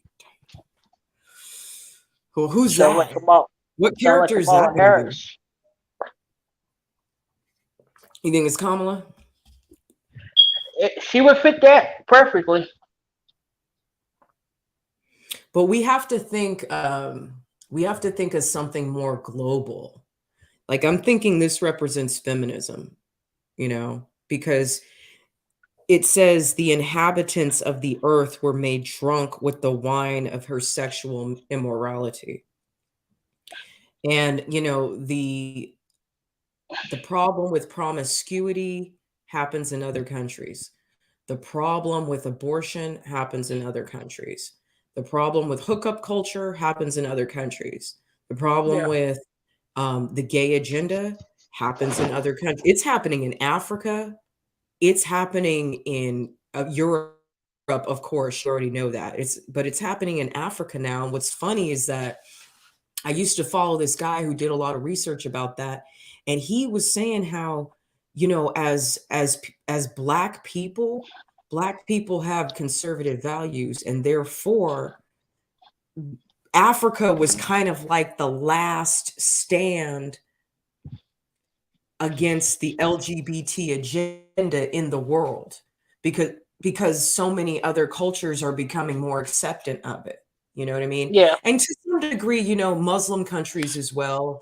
There's countries in the Middle East where it's still like taboo, and there's countries in Asia where it's still taboo. But for the most part, I mean, it definitely has taken over the world. Then he carried me away in the spirit into the wilderness. I saw a woman sitting on a scarlet beast, which was full of blasphemous names, having 7 heads and 10 horns. Damn. Mm. The woman was arrayed in purple and scarlet and adorned with. If you want to punish your kids, you could read them this. You can scare them shitless, I can tell you that. Hey, Ricky, how are you? I know this is scaring me shitless right now. I feel like I need to take a sleeping pill because I can't I can't process this right now. Hold on. Not supposed to mix these with alcohol, but I'm a chef, so I know how to give myself the right ingredients. All right. Yeah, this is gonna have me I'm gonna have. Listen, how much do you guys want to make a bet that I'm gonna have nightmares tonight? Nah, you'll be fine. Mm-mm. Once the wine kick in, you'll sleep like a baby. No, I'm gonna have nightmares. I already know. I do. I have nightmares a lot, so this is gonna be one of them. I promise you. But it's good. It's good though. I need to don't take get. sleeping pills. I have trouble falling asleep at night. Okay. I mean, it's helped me so much. I mean, whenever I take sleeping pills, I have so much energy for work the next day. Okay. I saw a woman sitting on a scarlet beast, which was full of blasphemous heads, having 7 heads and 10 horns. The woman was arrayed in purple and scarlet, and adorned with gold and precious stones and pearls, having in her hand a golden cup full of abominations and the filth of her sexual immorality.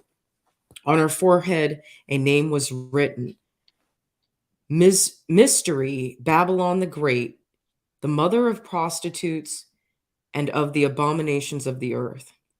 I saw the woman drunk with the blood of the saints and with the blood of the martyrs of Jesus. When I saw her, I marveled greatly. Then the angel said to me, "Why do you marvel? I will tell you the mystery of the woman and the beast that carries her, which has the 7 heads and the 10 horns. The beast which you saw was and is not, and is to ascend out of the bottomless pit and go to destruction. Those who dwell on the earth, whose names are not written in the book of life from the foundation of the world, will marvel when they see the beast that was and is not and is to come. Here is the mind which has wisdom. The 7 heads are the 7 mountains on which the woman sits. There are also 7 kings. Oh, hold on. We're going to write this down. This is juicy. We don't have to. This is juicy. That story is over 2,000 years old. Quit sweating it. Yeah, because I'm trying to think. Fun here. We're just having bedtime stories. Yeah, we're claiming that the woman represents feminism. Okay, The so blood I of want to saints. know. Blood of saints, I would assume, would be Christians. Or it Now, could the be 7, babies. It could be babies. yeah, Aborted, could be baby. aborted babies. Yeah. That's Could what be. that is.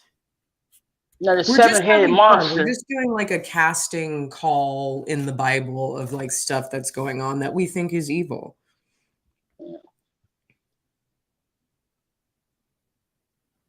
Now, the 7-headed monster, that's the one I'm trying to figure out what it represents. Right. We've got the 7 mountains and 7 kings too. Right. So, yeah, we'll have to think about that and reconvene. Okay. Concerning the beast who was and is not, he is the 8th and is of the 7th and is going to destruction. The 10 horns which you saw are 10 kings who have received no kingdom yet, but they will receive authority as kings for 1 hour with the beast. These are of one mind and will give their power and authority to the beast.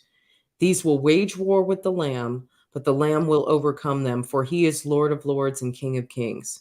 Those who are with him are called and chosen are faithful. Ooh, wait a minute. Oh, okay. Well, that's me. That's me. Many are called, but few are chosen. I heard that the other day. Right. Then he said to me, the waters which you saw where the prostitute sits are the peoples and multitudes and nations and tongues.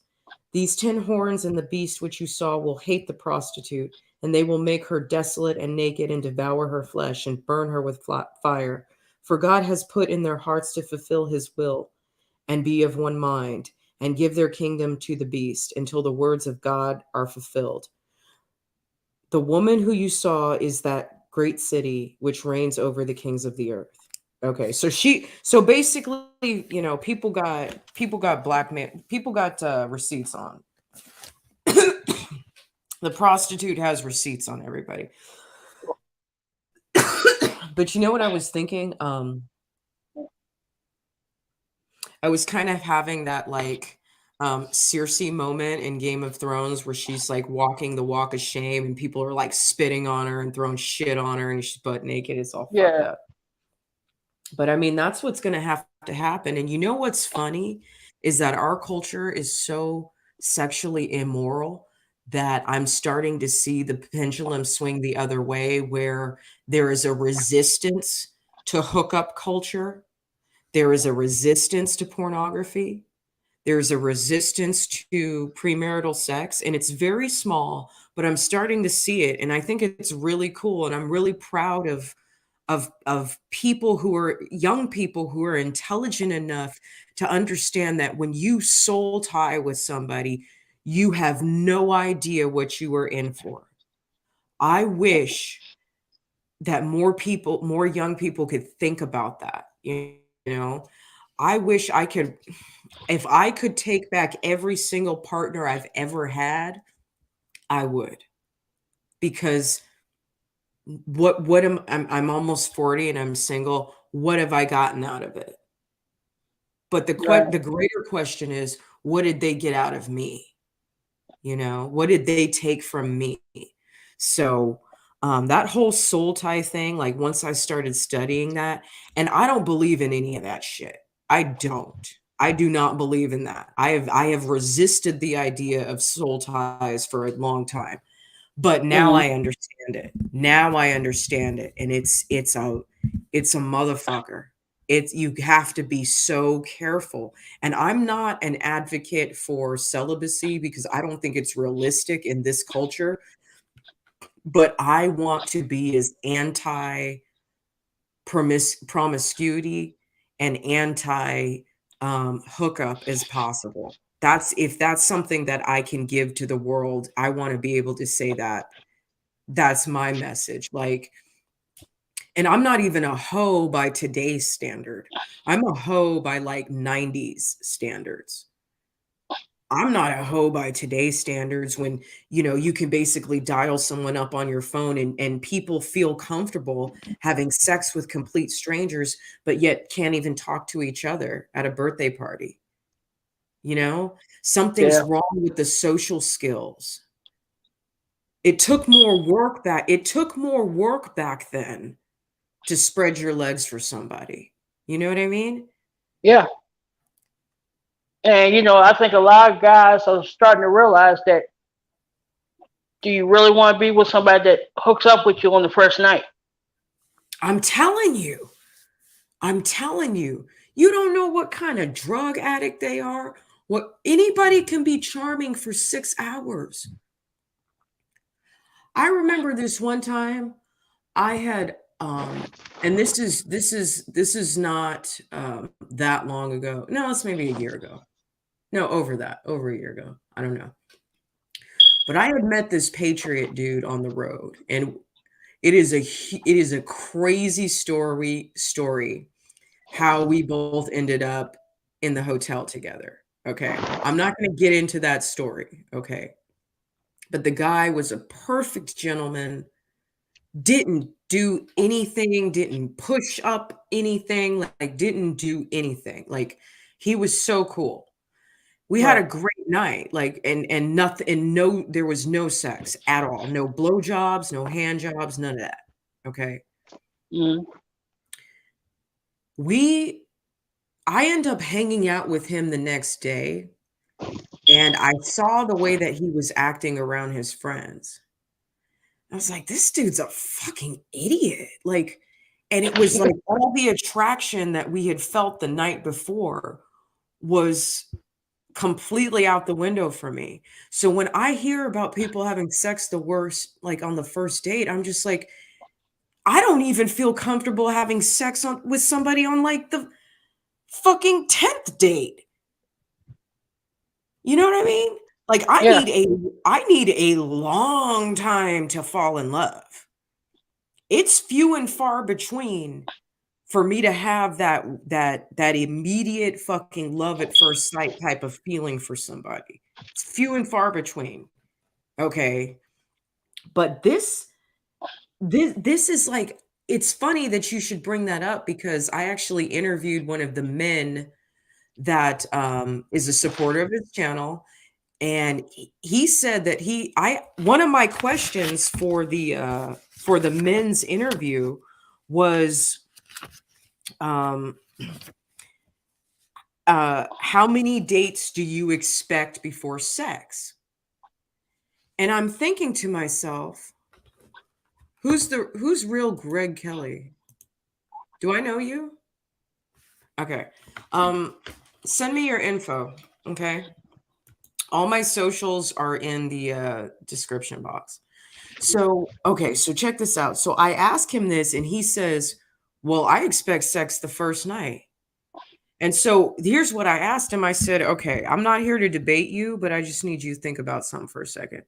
I says, what if it's not until maybe the 4th or 5th date that you realize this bitch is psycho? What if it's not until the 8th or 9th date that you realize this bitch is psycho? And he started taking, and this is how maybe dense he was or unprepared for the question he might have been. And I love this guy. Like, I love this guy. But he starts to defend himself by saying to me, well, just because I want to have sex on the first days doesn't mean we need to go to, her house or my house. And I said, if you got this bitch in your car, she has your license plate number. She can look at that shit. Okay. If she knows at least your real first name, there's not much that can be done. Okay. Sometimes that's all you need. Okay. And I couldn't believe, and his reasoning for it is, well, I've invested my time and I've invested my money. And you want to know, and I asked him another question and I said, what's the highest body count acceptable for a woman that you feel is worth committing to? And you know what number he gave me? What was that? 4. So here is a man who expects sex on the first date, has no desire to fucking feel a woman out or build trust or bond or make sure she's fucking mentally stable, at least for like the first few weeks as much as possible before you stick your dick in this woman. And yet you expect a woman that commits to you to only have had 4 partners before she met your ass? It was the most delusional thing I've ever heard in my life. Any woman who has sex on the first date does that regularly. Trust me. Fellas, listen to me. I am fucking spilling the tea on the ladies. Any woman that has sex the first date without no friendship, y'all wasn't coworkers, y'all wasn't neighbors, you not a friend of a friend, you not a friend of a cousin, y'all don't live in the same neighborhood, you had no other fucking way of knowing this woman, and she fucks you on the first date, I guarantee you her body count is higher than 4. I guarantee it. Absolutely.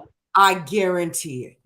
No, it's funny when I first started dating, and older guys would give me advice. It wasn't trying to hook up with a woman on the first date. It was like, you have to at least wait 3 dates or 3 months.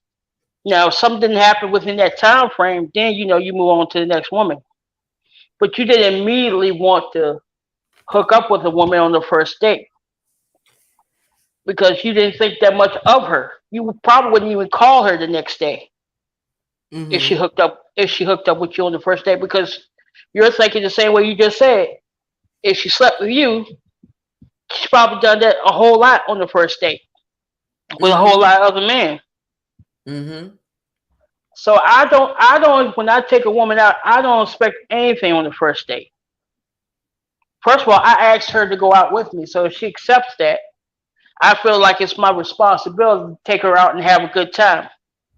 The most I would ever expect is maybe a hug or maybe a peck on the cheek or something like that. Goodnight. Yeah, for sure. A kiss goodnight for sure if the date's well. But the thing is, are we, and here's another question that I asked him. I said, are you, and I meant it facetiously, but I really meant it. And I said, are you that good of a date that a woman is going to want to automatically drop panties for you? Like that quickly? Like y'all didn't even talk or nothing? Like for real? And it's like, you have to be so charming. Like, and I'm just saying, it's not that I'm judging. It's just like, you have to be like really a fucking great actor to be able to do that with a complete stranger. It's one thing if you know the person, but it's another thing if you ain't never fucking hung out with this person before. You know what I mean? Yeah, but you know what? Nowadays, people don't care whether they know you or not. You got all these sites, all these apps that help you hook up with somebody that you never met. And you meet up somewhere in a hotel, you do what you gotta do, and you both leave and part ways.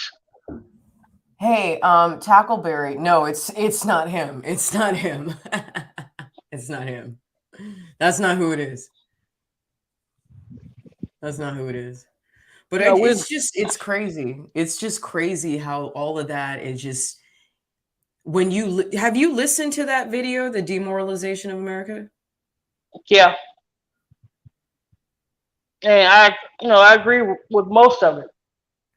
One thing that I know, and I know this is going to sound like really crazy, but one thing that I know is that sexual trauma invites like some demonic shit into people's lives.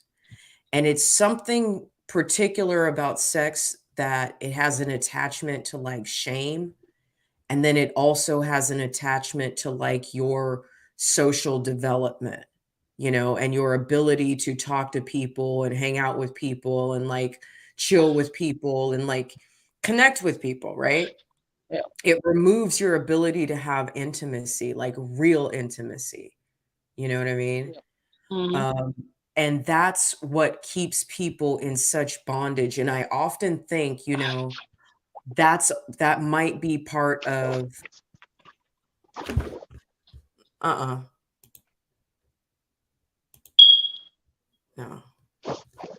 Sorry.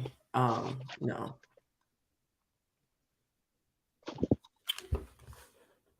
But I think a lot of the reason that America's being demoralized is, to me, it goes back to single parent homes.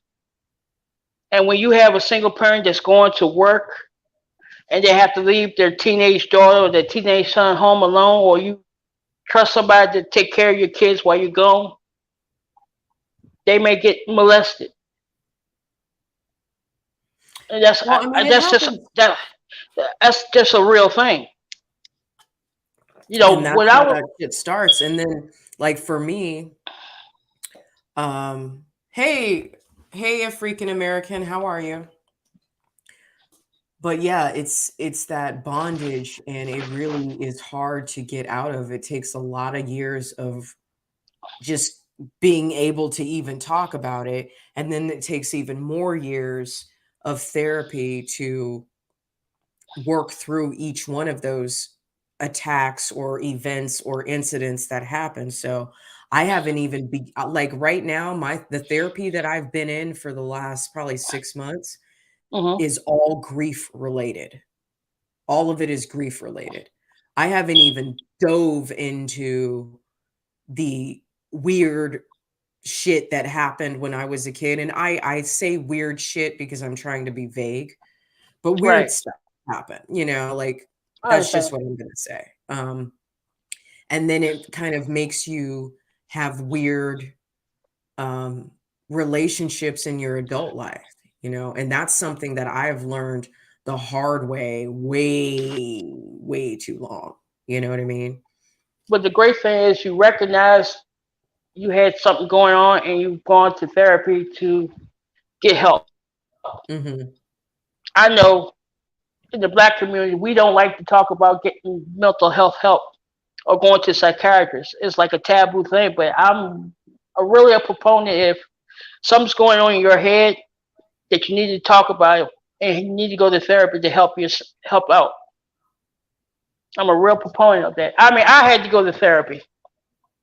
Yeah. When my brother was killed, he was coming home. The youngest of our family. He was coming home from work. Aww. He went to the store.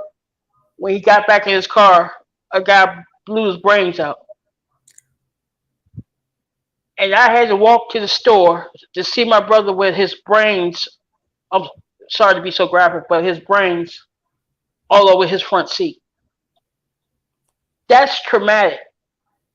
I mean, you see stuff like that on movies and TV, but when you see that in real life, and it's your little brother who you like, this is not the natural order of things. I'm the first one supposed to go, not him. He's the last one supposed to go. Mm-hmm. And to see that, that's traumatic. I can't imagine. There's I'm so sorry. Yeah, there's nothing. that's like combat shit right there. Like, That's why I'm such a hard line when it comes to black on black crime. When people tell me that proximity bullshit, I don't want to hear that. mm-hmm. Because proximity didn't kill my brother. A black man with a gun did. Mm-hmm. So when I hear that, well, it's proximity, I don't want to hear that. Don't tell me about that. Because you don't know if you're not a victim of black on black crime. You can't tell me anything about proximity or anything else like that. The worst thing in the world is to lose a family member to violence. Mm-hmm. And to see your mother to the day she died cry almost every night because she lost her youngest son. To have her call you at 3 o'clock in the morning crying because she can't sleep, having nightmares. Having that picture in your mind when you're trying to go to sleep and just thinking about that. Every time July 17th comes around, it's the worst day of my life. You can never get that out of your head. It's like, why wasn't it not you and it was him? He was just starting his life. He had just gotten into school. And he was becoming a young man. And it was taken from him. He died a virgin. So sorry. He never got to experience what life was like. He never got to go on trips.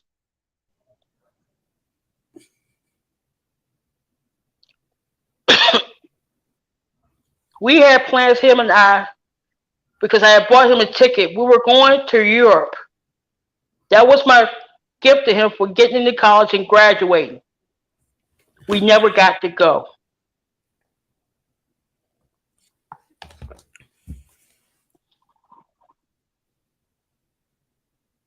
So I implore people, when you're going through grief or whatever's going on in your life, if you need therapy, you get that therapy.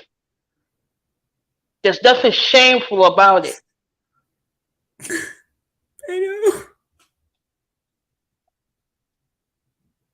You're not crazy. You went through something. Talk it out. That's survivor's guilt, motherfucker.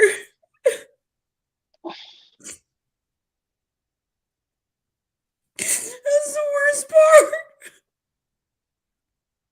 Because you wish it was you. I never got to see my little brother be the man he could be.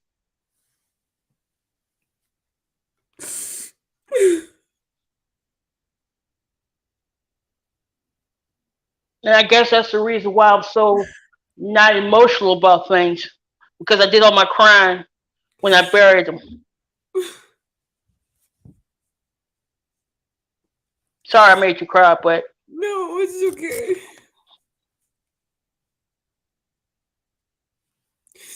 So if anybody who talks about therapy, I understand it. And I commend anybody who recognizes they have a problem and they go to a therapist.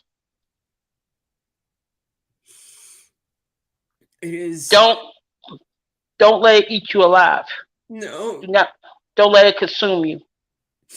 And you just have to get to that point where you have to say, I choose to live because it's all I can do. So you can't. It has to get to a point where you realize spinning around in circles with anger and what if and what if and what if you can't get off this fucking spinning wheel. You can't get off this fucking hamster wheel. When you're ready for that to end, you have to get therapy. That's the only way you'll be motivated enough to do it. It takes time.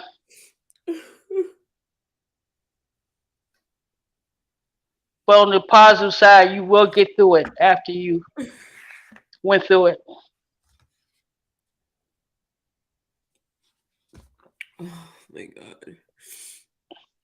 This might have been like one of the best lives I've ever had. You know that?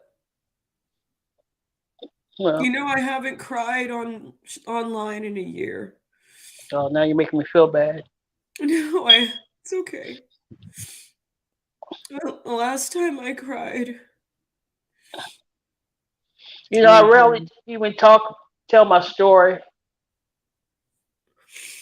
I'm gonna edit this shit. Like I'm downloading this shit. Like we're gonna re-release this part of it. I mean, at least the Bible part. We do the Bible part too. That was that was like a lot of fun. Yeah, that was fun. I know we're gonna have to do this again, and we'll do we'll read some. We'll see if we can find some more like fire and brimstone, like devils and dragons and shit. Like Yeah. that shit is cool. You know, I always wondered if some of those animals or mystic beings actually existed. Dinosaurs, right? Yeah. Maybe dinosaurs actually could breathe. Now I do believe in giant. I do believe giants existed. I really do. Oh yeah, for sure. I mean, there was David and Goliath, right? And wasn't Yeah. Goliath the giant? Yeah. Okay, so I mean, maybe I don't know. This shit might be real, guys. I don't Yeah. know. I believe there were giants. I mean, you look at some of these historical wonders in the world, and you see these, like the pyramids. They had these big, gigantic stairs. I'm like, normal human beings don't need stairs that big, but giants would. Well, that's one theory. Yeah. I Or have like when, seen like my other guilty pleasure is like the History Channel. Oh my God. So there have been like ancient antiquitous bones that were found, like bones were like oversized, you know what I mean? So yeah. there is like some scientific support of that. But yeah, I mean this stuff's juicy. This is like the best red pill TMZ ever. The Bible. That's what I'm gonna call it. Red pill TMZ, the Bible. There you go. It just makes you wonder, though. You see these temples, and you wonder, did these people actually exist? I don't And know. if they did, what happened to them? Oh, a freaking American. So the caller is actually from TikTok. This is Marl Garrett. Hey guys. Yeah, a freaking American has been with me for well over a year on my YouTube channel. So he's one of my OG fans. I'm pretty sure you have a bunch of fans. I do have a lot of OG fans. I have people who have been with me since before I even started my YouTube channel, because I used to have an Instagram channel. Not a Okay. channel, but like an Instagram page. Mhm. And this was before COVID. I've had that Instagram page since 2015. So Okay. this was before COVID, before George Floyd, before politics, before all that shit. You know what I mean? So I sent you a message on TikTok. I was wondering if you wanted to do a live on TikTok. Sure. Sure. We should do more Bible stuff. Like this was fun. Yeah, yeah. Well, it looks like that's trending on TikTok Live now. I see a lot of people talking about the Bible the last week. Really? Yeah, it's been really trending.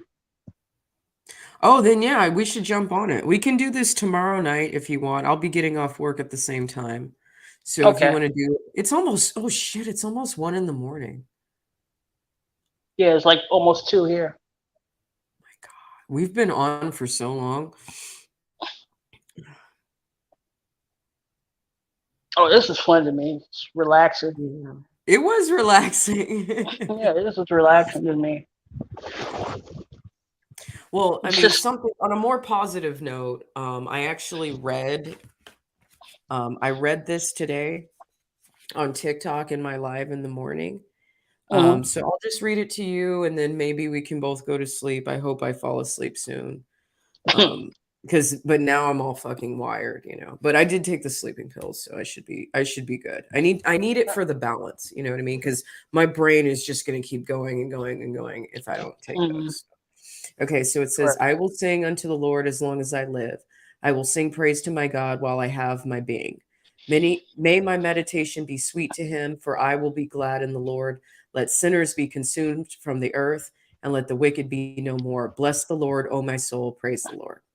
We sing praises to God for many reasons, including all he has done for us. But the most important reason to praise him is because he deserves it. He created the world and everything in it. He did not make the world and walk away. Earlier in this psalm, the writer remarks that God renews the face of the earth. He is an active creator who loves his creation. That's reason enough to praise him. Prayer focus. Thank God today for the gifts of his creation and his continued stewardship over this world through his spirit. Well, yeah, good job right now. Good job, God. Yeah, I see what your strategy here. You know, like thanks God. I mean, I see your strategy. I don't agree with it, but I'll trust you. I'm an asshole. I don't care. God knows my heart. God knows my Oh, heart. But I might, if I do go to hell, though, like honestly, I'll start trouble down there. So I'll get kicked out. that was fun to say. You're not going. They're not going to put you in hell. No, No, they don't want me there. no, They no. don't want, They got. I'll They be got kicked. no. They got enough trouble. They don't need you down there. That's what I'm saying. That's what I'm saying. It's like, dude, I'm gonna pull so many receipts on the devil. Be like, remember when you were making people molest kids? Yeah, yeah, that's real leadership, asshole. I could do a better job in my sleep.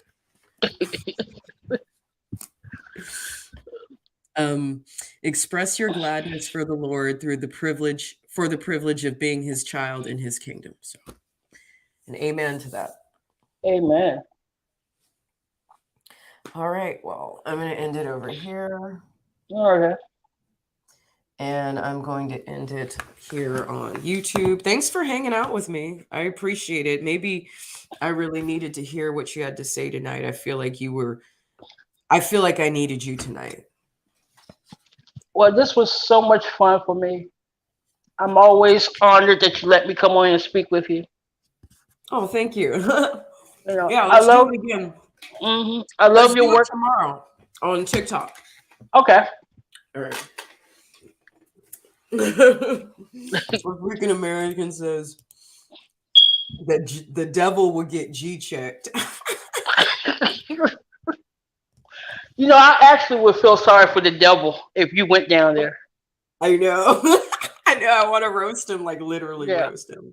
Yeah. I could see you now making a TikTok roasting the devil down there. Inspiration, for sure. Inspiration. Oh, wait. Good night. Clue. I was just about to close up shop. We were not talking shit about you tonight. If anybody says we were talking shit about you tonight, we were not talking shit about you tonight. But we did talk about 2 of your answers last night. So I don't want you to hear it from anybody but me. I was not talking shit about you. I was analyzing 2 of your answers to the question because the subject of having sex on the first night, the first date, it did come up. I didn't bring it up. Garrett did. And Garrett didn't know what I was doing. So yeah. I don't want Guilty as I don't want no one in the gulag gang coming back to you and saying, "Yeah, Jenny was talking shit. Jenny's so mean. Jenny's a bully." No, I used you as an example because you did a really good job last night, and I can't wait to edit your episode and show it. Okay? But it was something that I did critique. I did critique your sexual behavior. And I have a different perspective that I didn't share with you. But if you want to rewind the video and hear what I said, I feel like everything I said was reasonable. And therefore, I love you. Like, thank you. So yes, I brought up the subject. I brought it up. She did not. I brought the subject up. Right. Okay. So. I will vouch for her. Thank you. Thank you, Garrett. Well, listen, I know you have thick skin. So do I. You know, and if friends care for each other, occasionally we're going to have to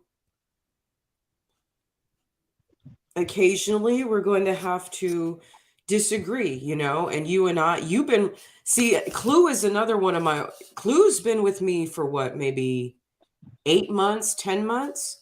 So he's not OG, but he's been with me for most of the year. So Clue's another like solid dude. I trust him. No, I mean you're like an addictive drug. Once people start watching you, they can't stop. Well, at least on TikTok, which is why we're gonna do live stream over there, and we'll get like at least 500 viewers. I bet. Absolutely. That's if they don't kick us off TikTok. I'll try not to cuss. I'll try not to cuss. I'll be the one to get us kicked off TikTok. It'll be my fault. Promise you that. I promise you. So I'll just not cuss. Well, the problem is, it's not the people who follow us that gets kicked off. It's the people who will sneak in who don't agree with us. Because right now I got a bunch of them on TikTok who don't agree with me. Every time I put a video up, they report it. I get it restored, so I don't. They're wasting their time even doing that. So I don't even get that. Well, anyway, good night, and hit me up tomorrow. Okay. I'll be off at like 9:30, 10 at the latest. Okay. Gotcha. And it takes me like 10 minutes to get home, and then I'll be ready. Well, I'll give you enough time to unwind and. Okay, cool. Get set up. All right. So my email is in the private chat, and then you can or you can DM me on TikTok. Gotcha. All right. Good night, everybody. Night.